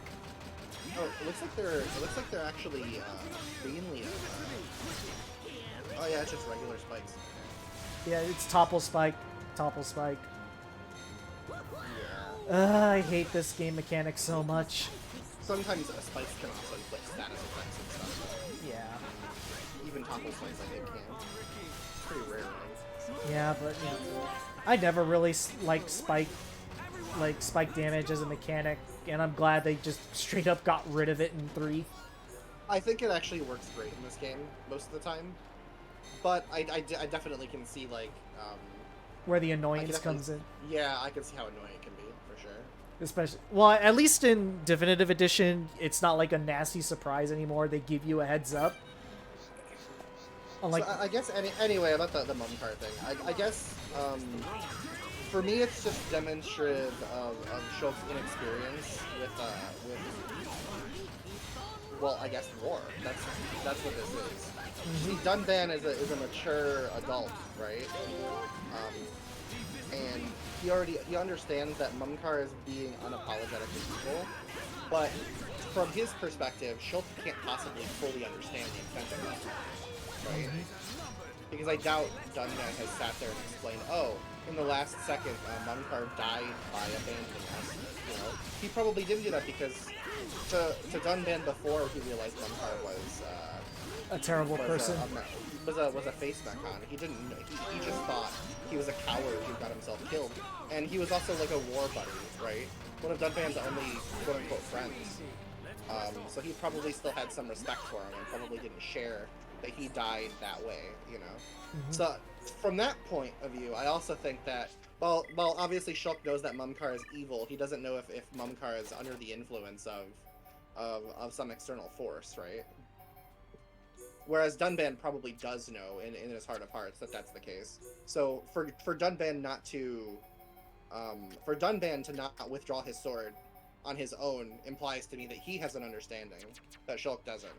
But the reason, or not withdraw, but for Dunban to draw his sword on Mumkar that way, right? Whereas I think Shulk stopping him is simply Dunban refusing to explain his logic. He just accepts what Shulk says because, well, I mean, Shulk is also the one who sees the future. You know? All that Dunban wants is to change their destiny. That's what his character motivation. He doesn't really care about what he cares about justice, right? But like only insofar as who the actual enemy is. And Mumkar obviously isn't the true enemy. He's just a foot soldier. Yeah, a malicious foot soldier, right?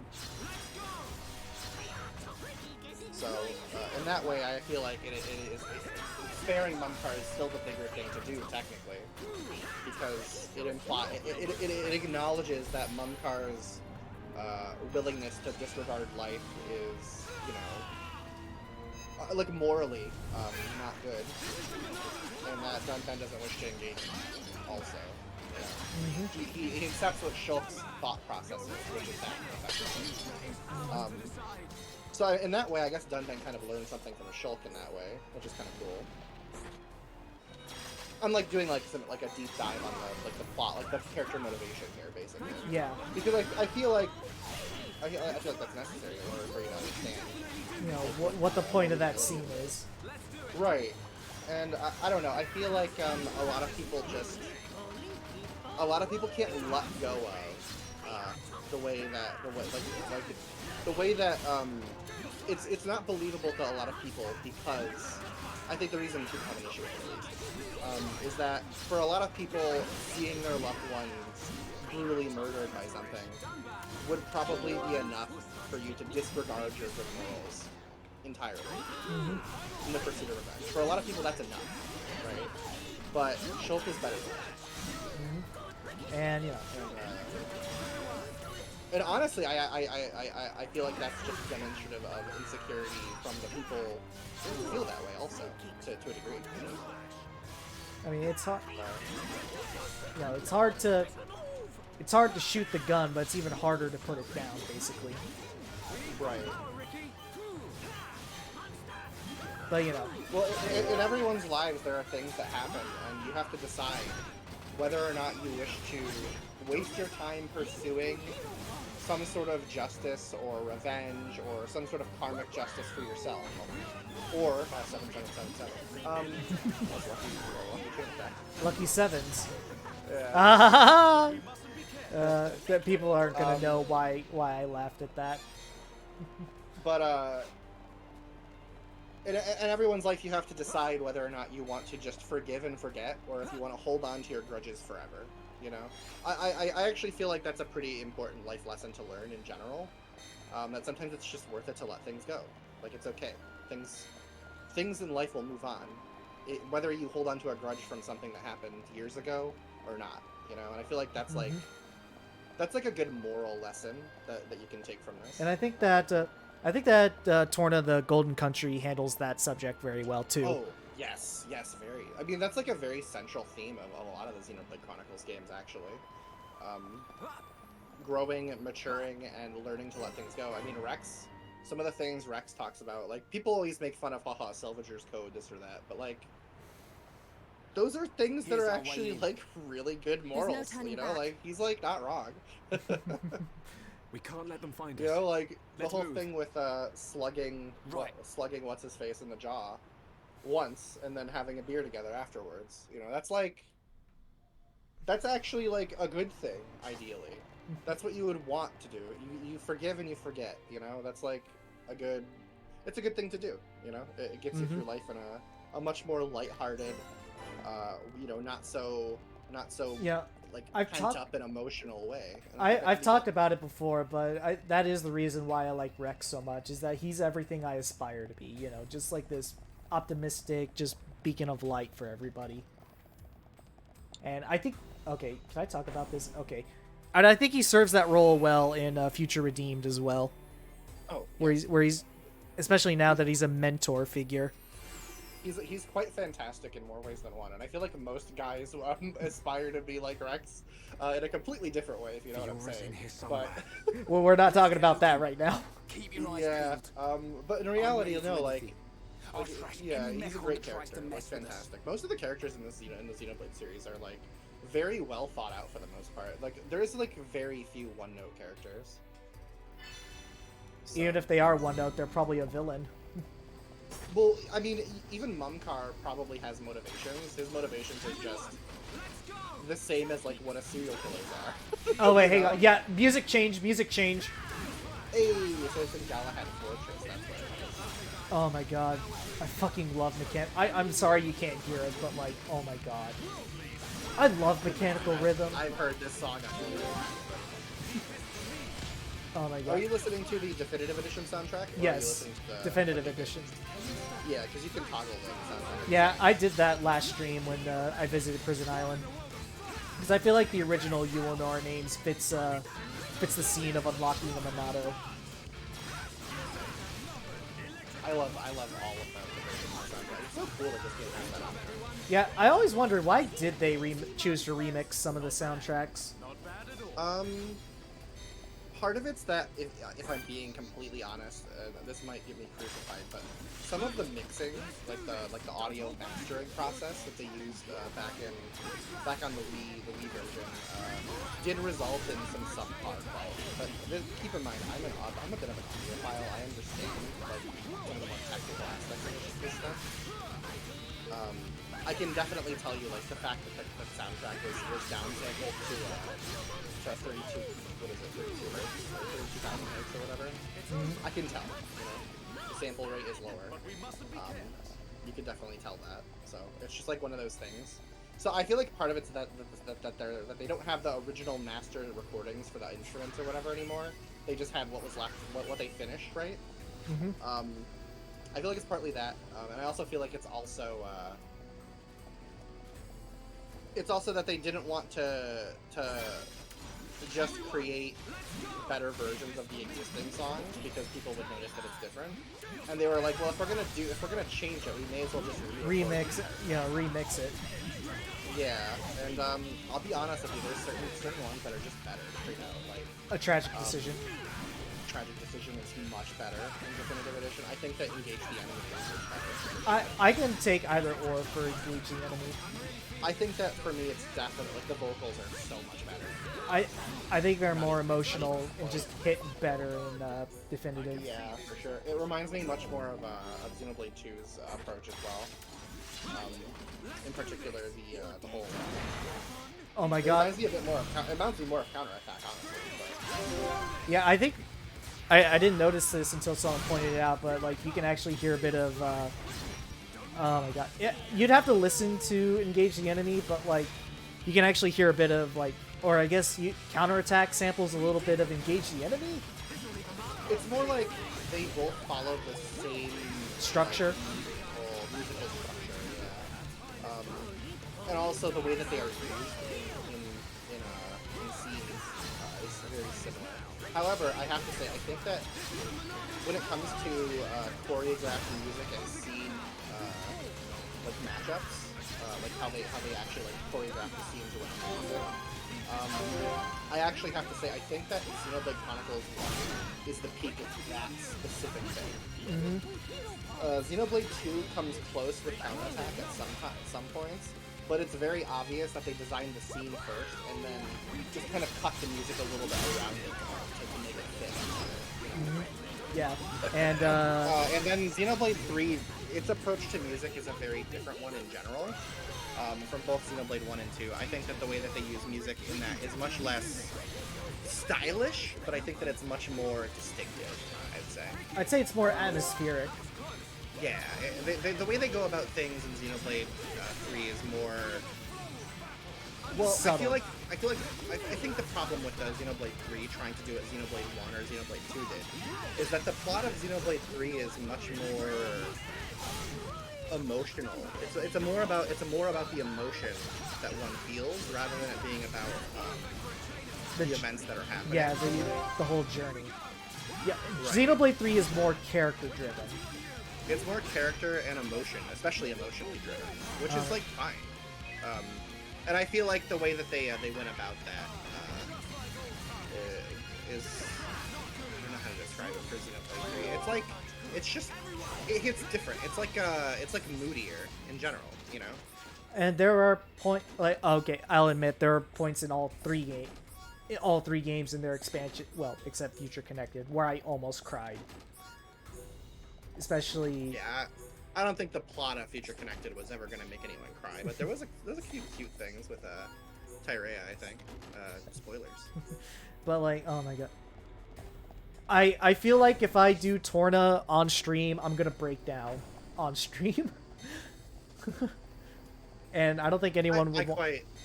Well, if it'll help, maybe I can talk to you during it, so it's not as maybe I'll hang out during, so it's a little bit harder for you to break down. You know, you'll be able to be like, I'm watching something emotional, but I'm having a conversation, so it'll be a little easier for you to not get emotional. You know? Yeah, that definitely helps for me. Oh my god, sure. especially Xenoblade 2 and 3 are probably gonna make me break down crying because like, oh my god. Xenoblade 2 I just love unapologetically. Yeah, same here, but like, yeah. there are some, oh my god. I don't want to talk about it on stream, but like, there we'll are get to it eventually. There are moments in chapter 10 of Xenoblade 2 that just almost make me break down crying. Because, oh my god. You probably know which scenes I'm talking about. Which scenes? Oh, I think for me the closest that I'm pretty stoic when it comes to this sort of emotional stuff.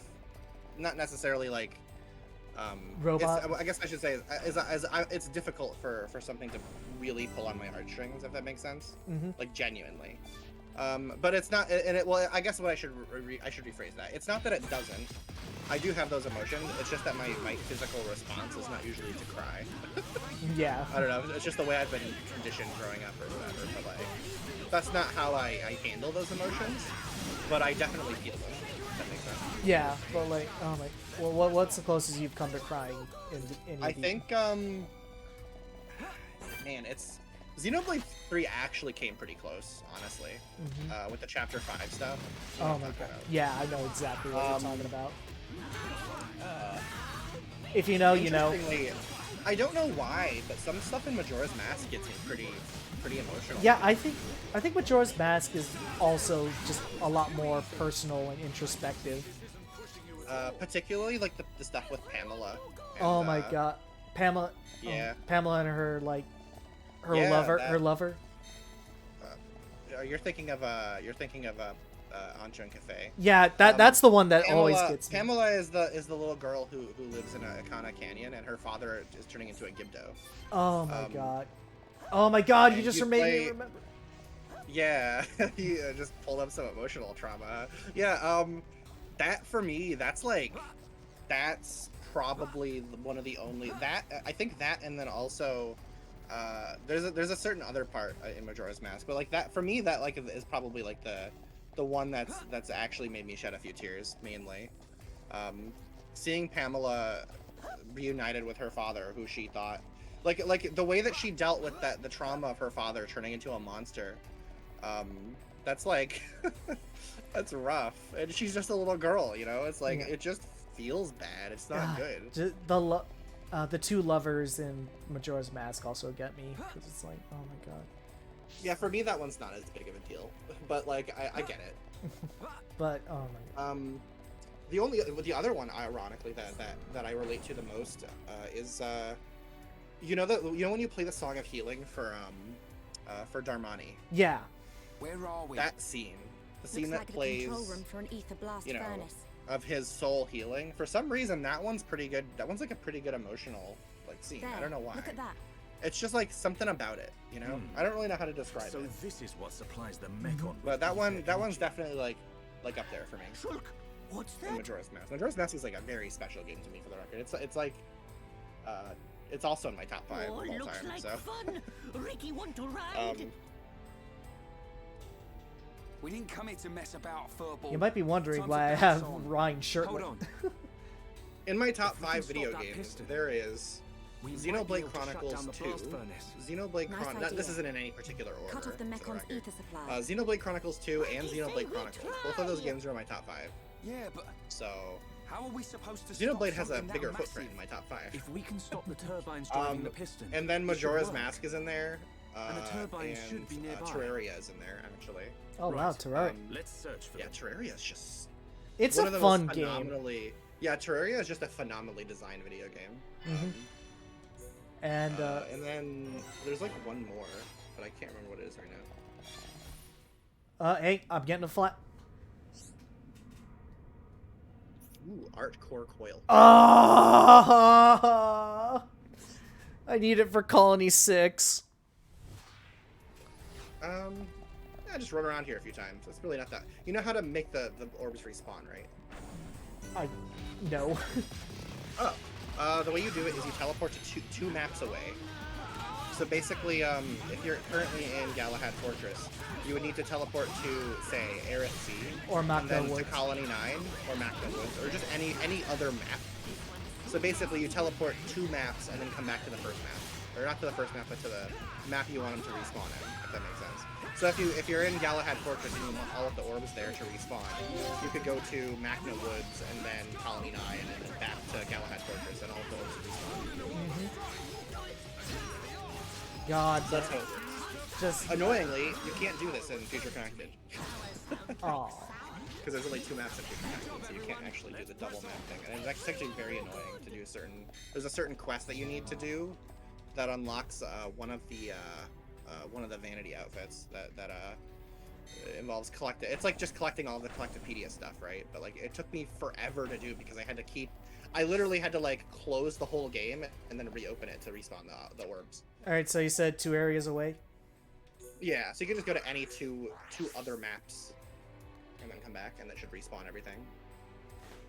Hopefully, oh my god, I went on the I said this at the beginning of the stream, but I went on the hunt for some ice cabbages yesterday, and it took me a fucking hour and a half.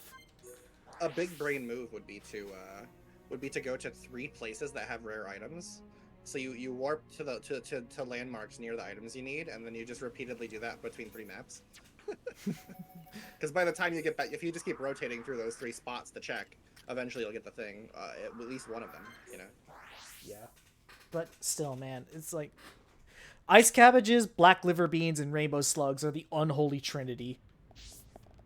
Yeah. I don't know if Xenoblade... I feel like Xenoblade 3 is still in my top 10 for the record. It's just, I think Xenoblade 1 and 2 hit harder for me. Ultra. But Xenoblade 3 had, like I said, that Chapter 5 shit was, like, pretty crazy. The thing for me, though, is that I think the revelations of that are a little bit more impactful to someone who hasn't studied philosophy at all. And I have studied philosophy a bit on my own, you know? Yeah. So, like... For me, that's like I'm a little bit less emotionally attached. Or rather, it's a little easier for me to detach myself emotionally from the existential questions that are posed by Xenoblade 3's plot. Because I've kind of already like internally what's the word? I've already griped with that and dealt with my overall like feelings on how that works. You know, if that makes sense. Yeah. Makes sense. Yep. Alright, buddy, spawn the items I need.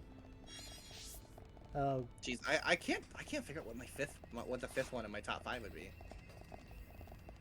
That's a tough one. Majora's Mask is definitely in there. I guess Man, I don't know. Does Tears of the Kingdom dethrone Twilight Princess for me? I don't think it does. It would probably be another Zelda game, honestly. I just don't know which one. You know? Mm-hmm. I think for me, my top 5. Oh man, if you held a gun to my head and said choose 5 of your favorite games, I'd just say pull the trigger. Fair enough. Pull the trigger. I'm not doing it. Yeah, Okay, but I can tell you that, you know what, I'm just going to lump them all together. The Xenoblade trilogy is up fair. there. Yeah, that's fair. I'll just lump them together. Right. I mean, yeah, sure. And then I don't know if I want to put Sonic Mania or Sonic 3 and Knuckles up there, because, like, those two are very close to me. Those are very close to me as well. But I don't know if I would call them like best game of all, like my favorite games of all time, because I don't really have so much of an emotional attachment to them, in so much as I have a nostalgic attachment to them. You know, like I grew up playing those games, so like when I play them, they bring me back to my childhood, and I can acknowledge that that's like a separate feeling from like, oh, the story that this game is telling is making me feel a certain way. You know what I mean? Yeah, but you know, the reason I'm putting those two up there is because, you know, Sonic 3 in particular I hold special to my heart, because it's like, that's like one of the first games I like ever 100% on my own, because it's like, oh, you know, buddy, you don't even know. I've played through. I used to on Sonic. I used to do like marathons of Sonic 3 when I was a kid, like on Sonic Mega Collection on my GameCube, where I would go through Sonic 3 8 times in a row, filling in each save file with each character. And then I would like delete my save file off the memory card and do it again. Like that's how much I loved Sonic. I love Sonic. Sonic 3 is just a fantastic video game, like just purely mechanically. It's just very good. All right, I got the two coils I need. We can continue. Nice. That was very quick. Thank you.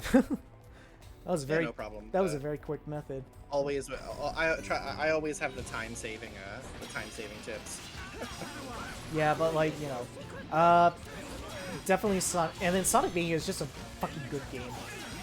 Yeah, Sonic Mania for me is like, Sonic Mania for me is definitely below Sonic 3, but not for the reasons you'd expect. It's mostly just that I'm not super sure if I like entirely what that whole game is about when it comes to, it definitely panders to the audience that played Sonic games when they're growing up, and I am in that audience. So I am in that audience too. I feel like there's something deeply, what's the word? Deeply unimpressive about what Sonic Mania does. But at the same time, I feel like the reason that we find it impressive, despite that, because it is an unimpressive thing intrinsically, but like, the reason we as Sonic fans find it impressive is not because it's actually like intrinsically impressive, but rather that we have been conditioned by Sonic games over the years that they are going to burn us, and we just have to deal with that.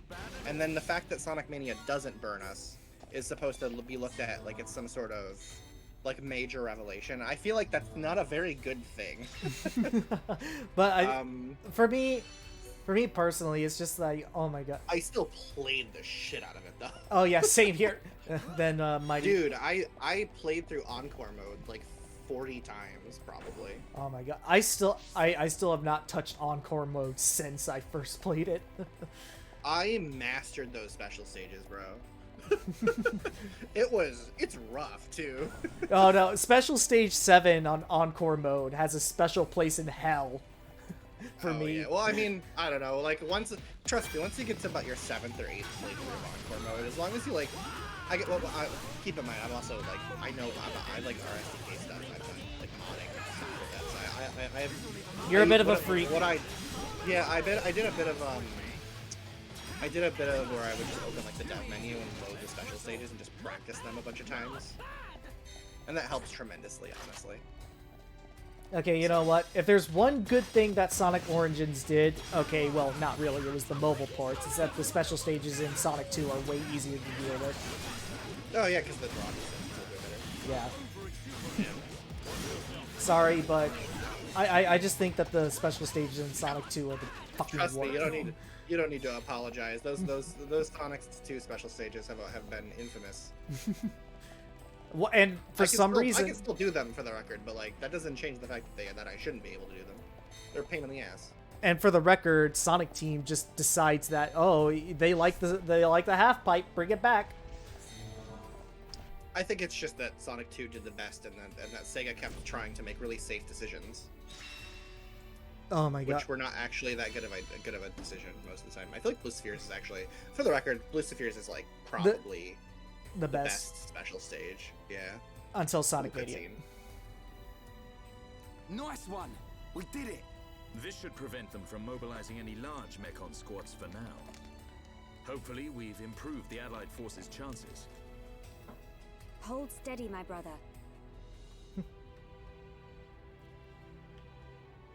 Sometimes I wonder, like... Yeah.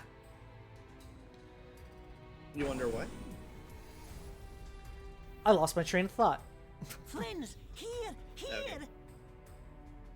We were talking about Sonic Mania. Yeah. It looks like the But door's yeah. been unlocked. I don't think I can take Melia out of to the her blast furnace. OG outfit. It's just If we're too... lucky, It's just too Fiora good. might be down there. She's got such a wide array of cute things to wear, though. I tried doing the Macno set, but it just didn't work out. So I was like, okay. I let's like to mix and match a little bit. Her best outfits are actually in Future Connected, though. Honestly. Yeah, Future Connect. We'll get there. We'll get there. Yeah, she's got some really cute shit that she can wear in that game. Yeah. At the pace I'm going, it should be like maybe 5 or 6 or maybe even 7 more streams until I reach endgame. At the pace I'm going. Planning on at least getting the Monado Rudra before you beat the game. The Monado what? The one good Monado. replica. Probably not, because that is a lot of work. True. I don't know. It depends on how close you are. If you go into expert mode, how high can you go right now? I have no idea. Because honestly, like, you're actually like on like the way you're playing Xenoblade, you're probably on pace to be roughly level 99 in terms of or at least like close to the high 90s by the end of the game. Yeah, because I'm doing a lot of side quests and side stuff. Right. Well, yeah, especially so if you're already at the point where you're like when you get to that point you need, because you're not that far off of it, honestly. Like it's, you're about at the halfway point, what I would call it, but like, you've got like how many areas? You've got 1, 2, 3, I guess kind of 4. I guess it's really just like 4 major areas left, right? Somewhere around there, yeah. I'm planning on stopping stream after I get to the next major cutscene. Oh, okay. I figured you were either gonna do that or just keep it through until you get to Fallen Arms. I'm gonna wait for the next major cutscene, and then next stream we'll just pick up. Well, I don't mind joining you on some of these Xenoblade streams if you want, if I happen to be free with you. Yeah. A lot of my friends have been like, let's play this game, and then like commit to a multiplayer, like an actual multiplayer game. Like, me and a friend started a Factorio. But, Oh wow, Factorio. That is time and dedication right there. Oh, I love it. But the problem is that they commit to playing it and we play for like 6 hours one day, and then they're like, all right, cool. And then we'll play like tomorrow, and then I'm like, hey, anybody want to play? And then there's just radio silence. Dunban, you're embarrassing Ricky. It's like, geez, Actually, I can do this. Unorthodox party, but I think it should work out. Yeah, Dunban's insanely fun to play as. Wait, fuck, it resists?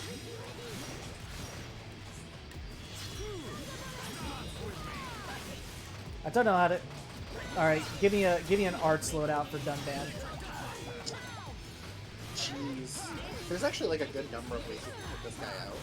But I tend to focus on, man, it's been so long since I actually looked at how to play Dunban, really.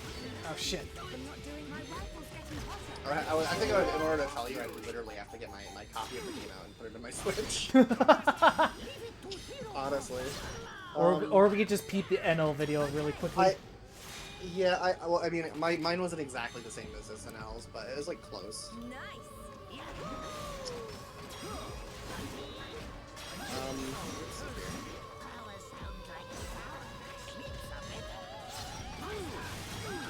here. What's the name of the other track that can play in the Canis areas? You know, where you're spotted by the enemy first? I don't... Like, you know what I'm talking about, right? Yeah, I do. I don't know what the track is. Honestly, when I listen to Xenoblade Chronicles music, I usually just double-click on the album in my library and then just let it play. Yeah. Well, I'm like, you know... I think ironically, I was actually listening to it yesterday. Or ironically or fittingly? I don't know if I would call it fittingly. I was just listening to it while playing Factorio. I mean, that is pretty fitting, considering the Mechonis areas. Yeah. Electric Gutbuster is really good, obviously. Worldly Slash is really good. Soaring Tempest is really good.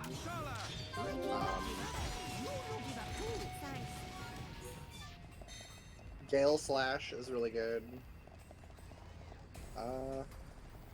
Hey, which... Not too keen on Tempest Kick. Not too keen on Demon Slayer. Which of these auras do you think I can nix? Or which of these arts do you think I can nix for now? Honestly, his only aura... He has 2 auras worth using, honestly. Which ones? Peerless and Heat Haze are the 2 good ones. I don't think I have Heat Haze yet. Oh, wait, no, I do. Yeah, those are the only 2 that are really worth using. Like, the other ones are okay, but, like... I mean, I don't know. The thing is my build for Dunban was based around a very different build than you're using, so I don't know. You're going with like a what do you call it? With a dodge tank. Dodge tank. So I'm not entirely sure if kitting him out like this is necessarily a good thing if you're going for dodge tanking. I just kitted Dunban for flat damage and what I thought was fun to play with him. And then of course I did try to maximize his agility because like why not? But I think it's... Alright. Oh man, can I talk about that? You know, because spoiler... Does he have Final Flicker yet? Have what? Does he have Final Flicker? I don't even know when that one gets unlocked. I don't think I do. It's one of the blue arts. I don't think he does, if that's the case. Yeah, there's Blinding Blossom and Final Flicker, I think. I think that Final Flicker is a really good move. Yeah, you have Blinding Blossom on your palette right now. Yeah, just to take away aggro. Yeah, Peerless is his best. Between the 2, for the record, I think Peerless is the better of the 2 auras, but, you know, if you run out of the Peerless aura, you can always switch to Heat temporarily. I want to see what's in this what's through this other door over here. Hopefully not more enemies. Oh wait, isn't this just the way I came? Oh well, let's just continue through. If there's something missing there, oh well, kick me in the shin later. See, I think the problem with Naked Dunban is that while it's funny and it works pretty well, I think the problem is that it's not very sustainable, like long term, because at some point he just starts taking more hits anyway, especially against higher level enemies. Yeah. And when he starts taking hits, that's it, right? Yeah. And probably not only that, but like, if you don't do that, you can load him up with like haste and like strength up and debuff resist and agility up and double attack, attack Because like plus, the other stuff like that. the other problem with Naked Dunban is that you don't get many very gem slots. Well, yeah, that's like the biggest problem.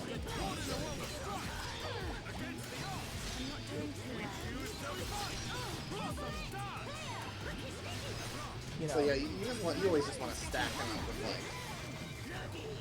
Generally, I would stack them up with like strength, agility, haste if you have gems of haste, or especially if you have like an armor that has a haste as unique, you know. Pretty sweet. Just like to have an extra slot. On his weapon, I usually would put double attack and attack plus.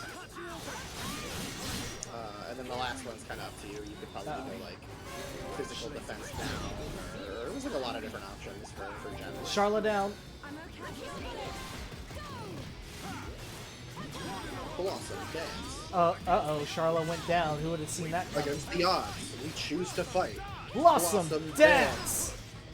I love that whenever you quote that in front of a Xenoblade fan, they'll be racing to like finish it before you.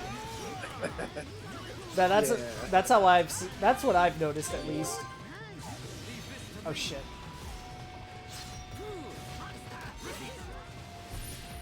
I think Dunban's about to fucking die. Oh wait, no, never mind. He'll live. 807 isn't critical. It's just almost critical. Oh, it broke. Doesn't matter.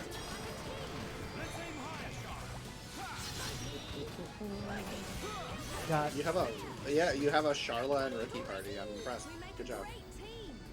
Making those two affinity, bro. That's a good one.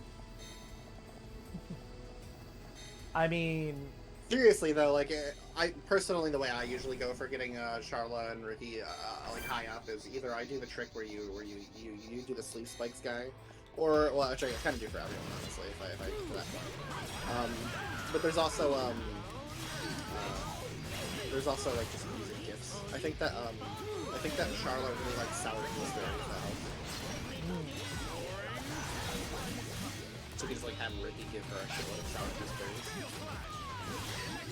like, imagine how that must look from like the party's perspective. Just one party member giving a shitload of one item.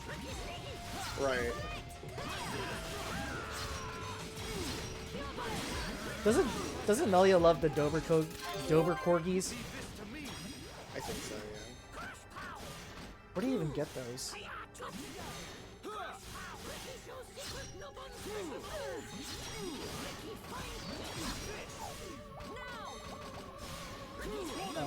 Colony 6?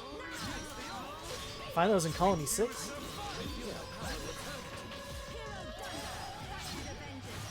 Hero Dunban, back with the see, that kind of stuff is what I miss from Xenoblade 3.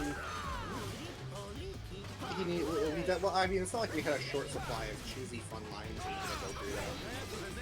Come here, I got something for ya! I think Xenoblade 3 had some great stuff. I'm very fond of Senna in general. I think Senna is my favorite character in Xenoblade 3. I just like how goofy she is. She's like goofy in like a very endearing like you can tell way. she just wants to make everyone happy kind of way. You know? Right, she's very endearing, very sweet.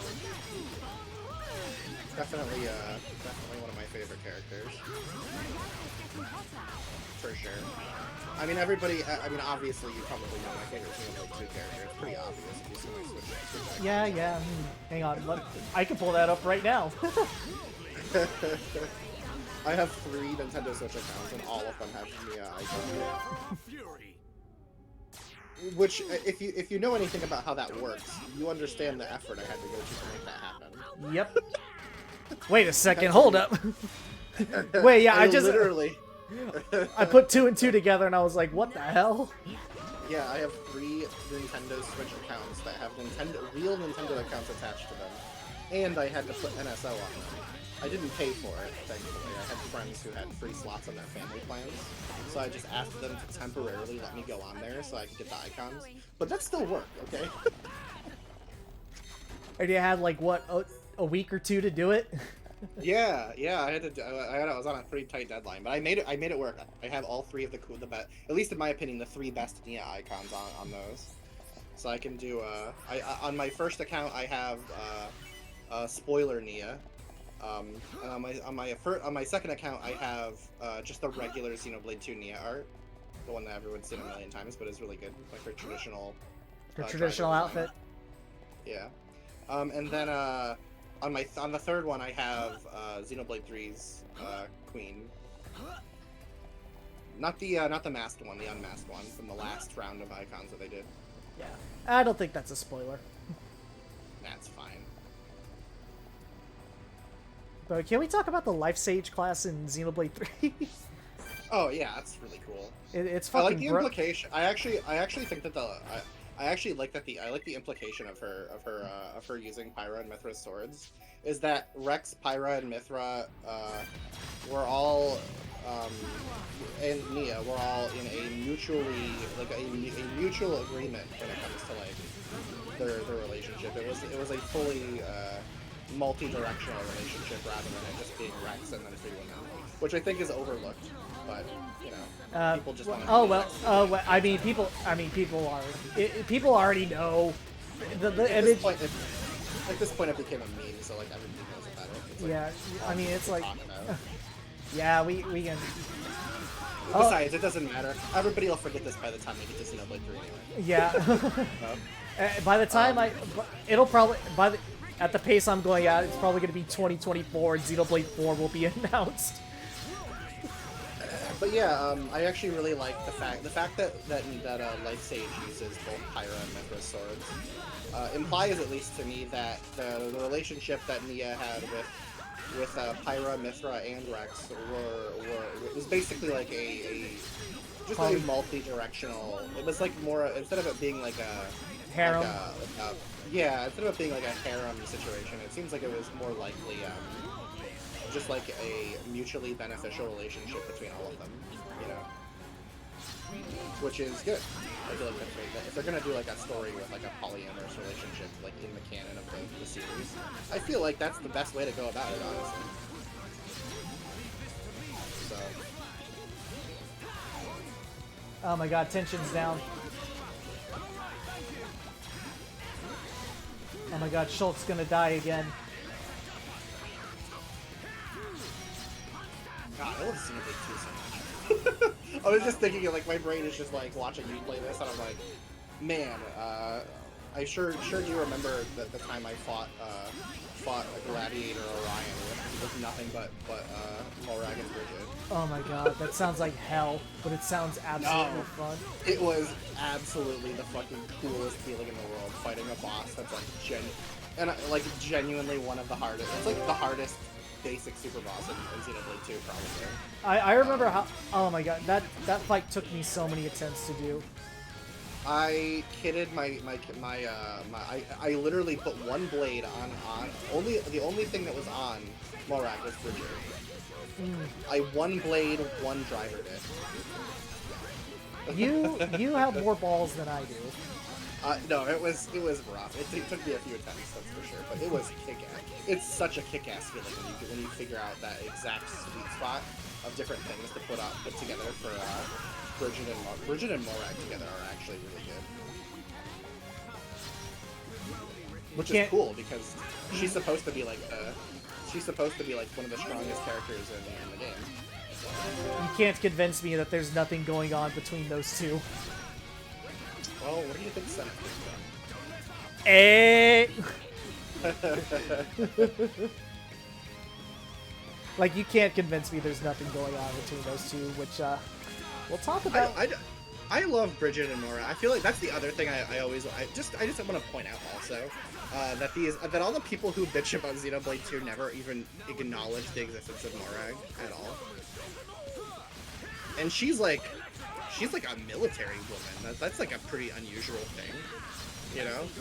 That's not something that's common at all in fiction, honestly.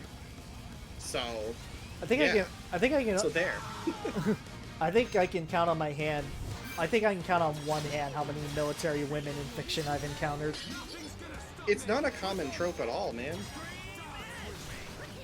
and that's like pretty cool and like traditionally power. Well, not only that, but like I also think it's really interesting because while sure the women are all like really hot or whatever, they're also all very conventionally powerful women.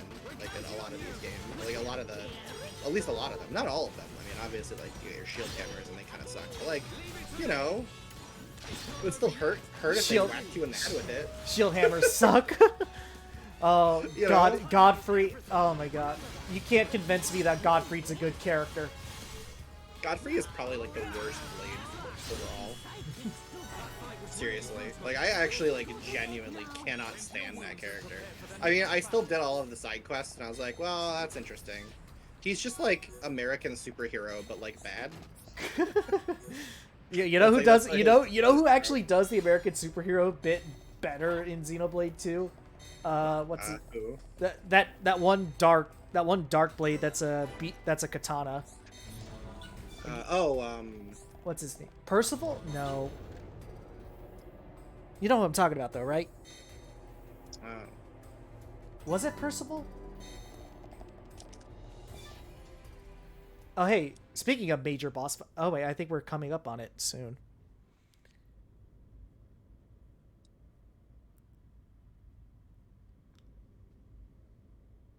Shulk, is that...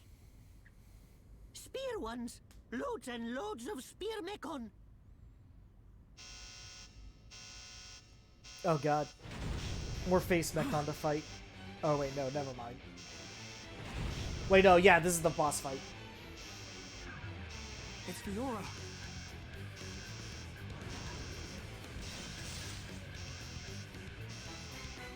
Aw, yeah. Boss fight time. Wait, do we fight her? Do we fight her and... Oh. Yeah, these are the things we have to actually fight. Yeah. Well, of course you don't really want to fight Fiora. Yeah, because... Why, you monster, especially with Dunban here in the party. That's Dunban over there! Wait, why'd I Battle Soul?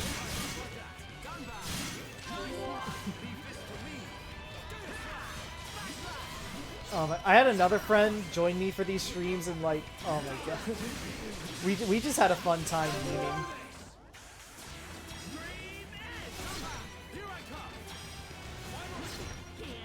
Ricky, give me some healths. Oh god. Wait, no, we're not going down yet, baby. Still living.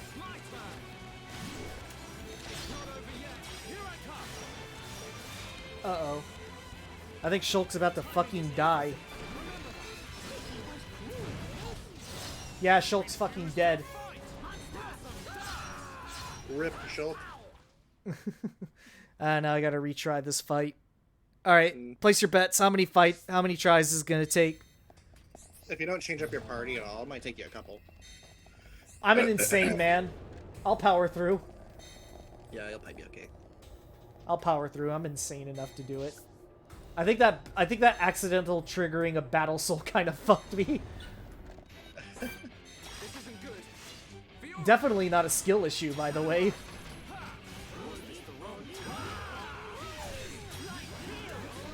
Wait, I have Monado Eater. I wish I had Monado armor right now.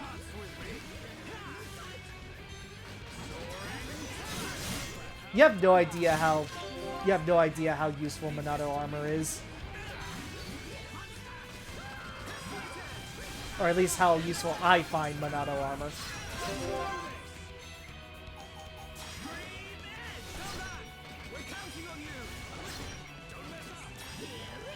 Try not to mess up, Dun Dun. Or Dun Dun.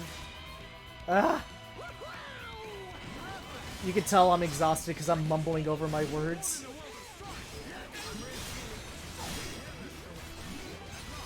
Alright, now that I didn't do the forehead accidental Battle Soul, I'm actually doing well.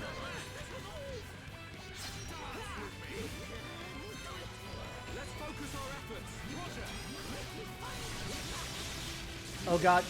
Dunban's fucking dead!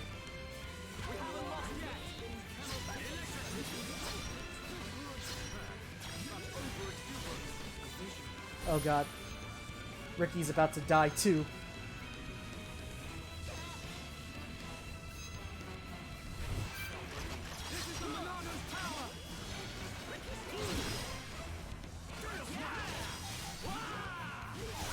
I try not to use Monado Buster too much because I know it's a crutch move.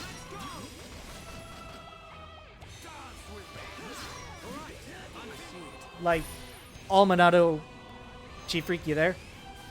Yeah, sorry, I was replying. Yeah. Anyways, like I was saying, I try not to use Monado Buster since it feels like a crutch art, if you know what I'm saying. I don't know, there's like some strategic use for it. I got it. The real crutch of Xenoblade Chronicles is casual. I will never... I will be 6 feet in the dirt before I ever use casual mode. Yeah. Well, I feel like some people probably use it to kill super bosses. Yeah, but that's like that's a little cheating. bit more excusable. It's cheating, but it's a little bit more excusable, I guess, because they are pretty mean in this game. Oh my god.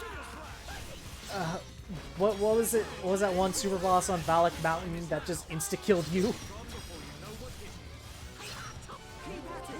Avalanche Abyssey? Was that it? Oh hey, speaking of, cutscene. Stop! Don't you recognize Shulk? Fiora! Fiora, please! Don't you remember us at all? It's no use. It's no use! It's time to retreat. Got it. Understood. Move, Shulk.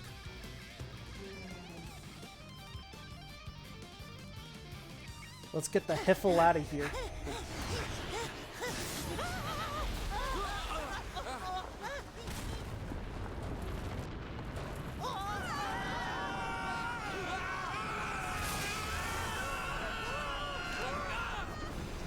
Oh hey, Shulk caught Melia.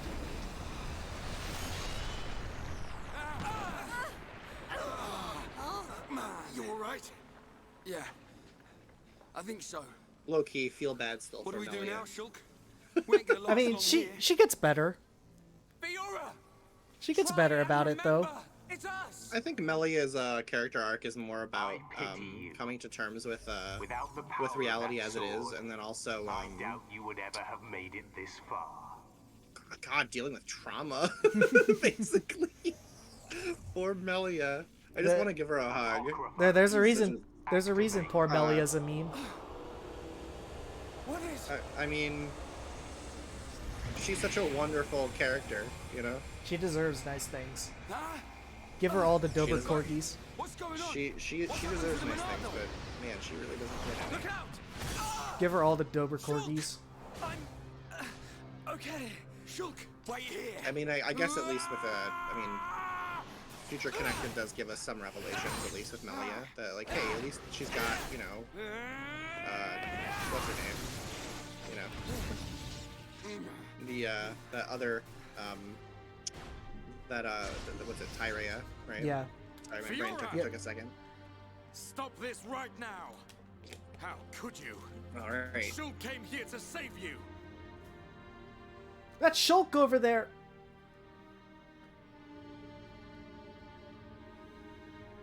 Do you hear me, Fiora?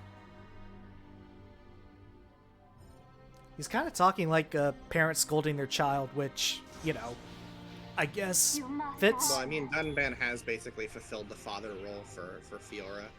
Fiora! So that makes sense. Even if he's actually Fiora! the older brother, I can understand that. Man, Whoever you are. Please. I understand it for more reasons than you'd expect. Yeah, but you know, I just Not under your control. I don't blame people for not knowing that Fiora and Dunban are supposed to be related. I admit I never expected such resistance to becoming a fate. Oh boy, it's a big golden boy. Egil. Fiora, what have you done to her? In his From big the moment of their golden. creation, all Mechon are mine to control. Should a passenger This guy had a defy supersonic I force thing, it didn't he? to obey. Why make Homs into Mechon? He's like, yes, gold. Why are you making them attack Bionis? Everything gold. If you wish to know, you have I'll only change to my name submit to Ag yourself Gold. to me. All will become This guy clear loves when you gold, attack man. Bionis with a new He has body to. Look at his born of Mechon. Never! Who would ever submit That's to funny. you? I mean, I'd submit to Egil. We have to get out of here. But what about Fiora? If we die here today, she will be... Shulk is just lost like, forever. hey, your Mechon is made of gold. What if instead of killing all my friends, we just sold it and then became rich? No hope of victory or escape. And then Egil just hops out. He's like, oh, that's a great idea. All right, let's go get let's sell it and we'll go get some. Yeah, this is a serious moment, but Yeah, I know, but we're kind of taking away the suspense here. Simply by releasing opposing waves. But how can you? The questions end here. Your Monado is useless here, boy.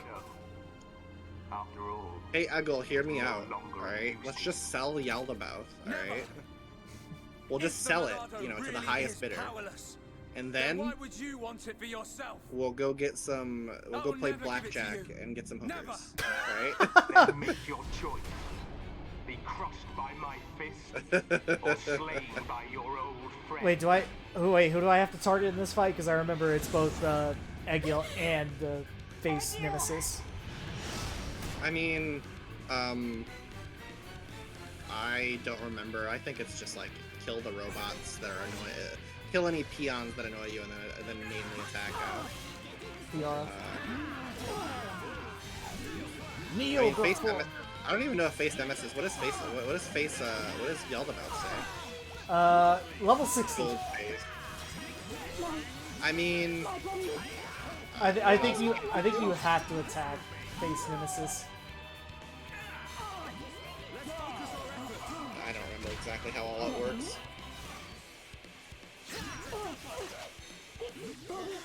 Electric Nutbuster. I'm pretty sure it just interrupts you at some point anyway. Yeah. It's, One of those fights. Can I topple her? Oh my god. I feel bad. I'm gonna topple lock Fiora now.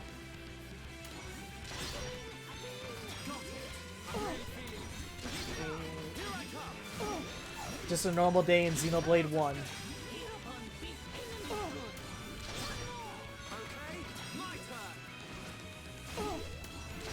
My buddy Winter, his favorite Xenoblade game is guess what? It's Torna the Golden Country. Oh my god. This chain attack is Torna. just going. My friend likes Torna more than he likes Xenoblade Chronicles 2. Isn't that interesting? Oh my god, I'm just tearing apart poor Fiora here. Yeah, she's definitely getting pretty wrecked. Good old topple locking, but I mean, she's not really. Oh wait, she's not taking damage anymore. Yeah. I mean, I don't know. You should be able to damage Goldface, right? No. Well, let's give it a shot. You might be able to do some during chain attacks. I think what you're supposed to do is you're supposed to build chain attacks off of Nemesis and then attack it with chain attacks. But like, I feel like you're a little weirdly underleveled, but I feel like it's not really going to be much of a problem because I feel like the levels don't actually mean anything here. It's like one of those types of JRPG fights, you know? Yeah. Where they make the level really big to intimidate you, but it's actually really just like not that big of a deal. Oh my god, Ricky, please heal up. Healy.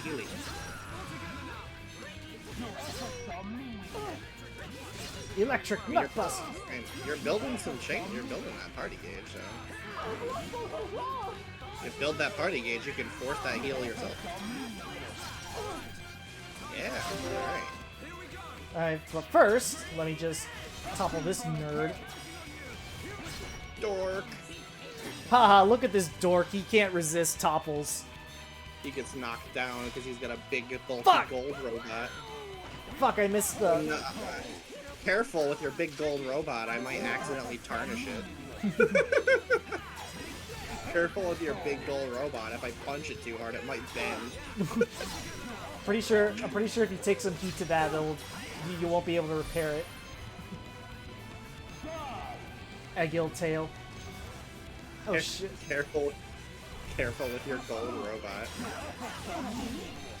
Oh wait, shit! I can't use Monado arts. Well, Dunban's dead, and I can't move over to heal him up. It's okay. You've got enough party segments. Oh my god! Oh my god! It's really shaking. Camera's shaking. Are you like knocked down? Oh, you're toppled. Okay. Yeah. Ah shit. I think I'm about to die. Oh, no. I think you're okay. You're all right. Oh wait, no! I think I'm about to fucking die. You've got enough party gauge. They can revive you. Come on, Dunman. Yeah, there you go. All right, you're back. All right, it's Jover. Encourage? Did I give you the option to encourage? No. I thought I gave you the option for Ricky. Oh wait, no. Now I can. Yeah. Give us some tension. Oh my god. All right, we're back. We're back. I think we're back. Yeah, we're back. Yeah, you did it. Good job. Too bad we can't do shit to Egil over there. Oh, oh my god. Best song in the game. You look like with the Shulk just like breaks character and just says, "Dude, you look like a big gold dung beetle." What is, this is like low key. Who are you? We're Shulk's intrusive thoughts. Shulk is like, man, this guy looks like a big cockroach. Whoever you are, please lend me your strength. Did anybody ever find that cockroach I saw in the bathroom? Never found the one I saw in my garage. Yeah, well, that's scary. I love the Eretzi armor set. Egil. No matter. I love Fiora's I like a lot of her armor, man. It's cool. The Mecha Fiora stuff, all of it. Speed. I think the speed cowling gets like a bad name because it's like kind of hot, but like I don't know. I just think it's cool. You know.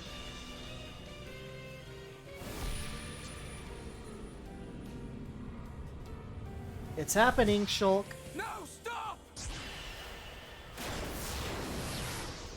Please, survive.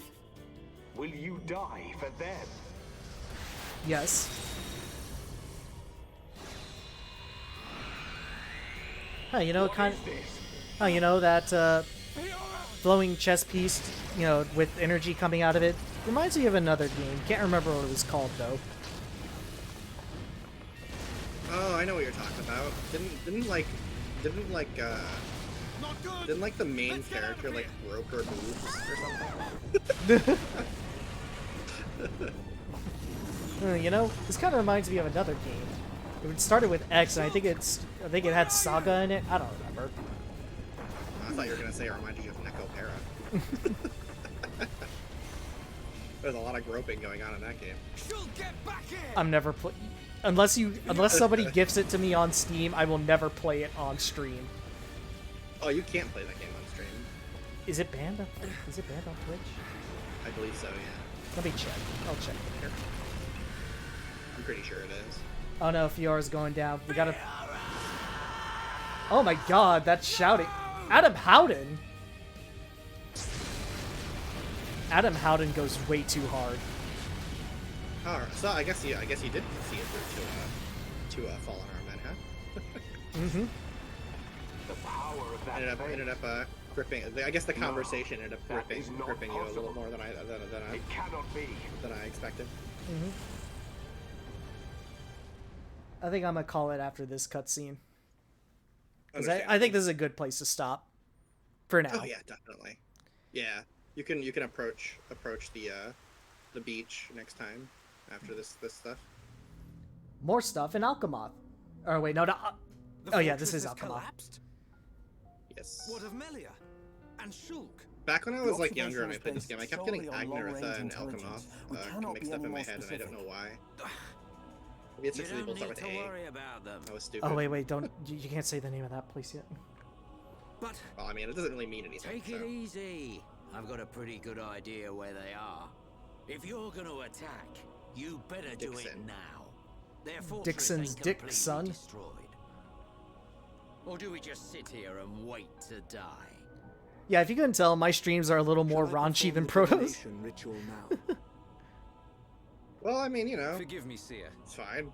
That will not be necessary. I mean, you're over here. From I'm now over on, here we will talking. I'm seize over our here destiny cracking with our jokes own about hands. Neko Para. We don't need to see. I the have played. future. I've played Neko The Para. Mekon For the forces record. are on They're their like way. pretty good, honestly. No Like doubt about it. writing is decent. The emo engine is like really nice. It's a very good game. I like We'll the pay look in money your to eye pack there, cat girls. lad.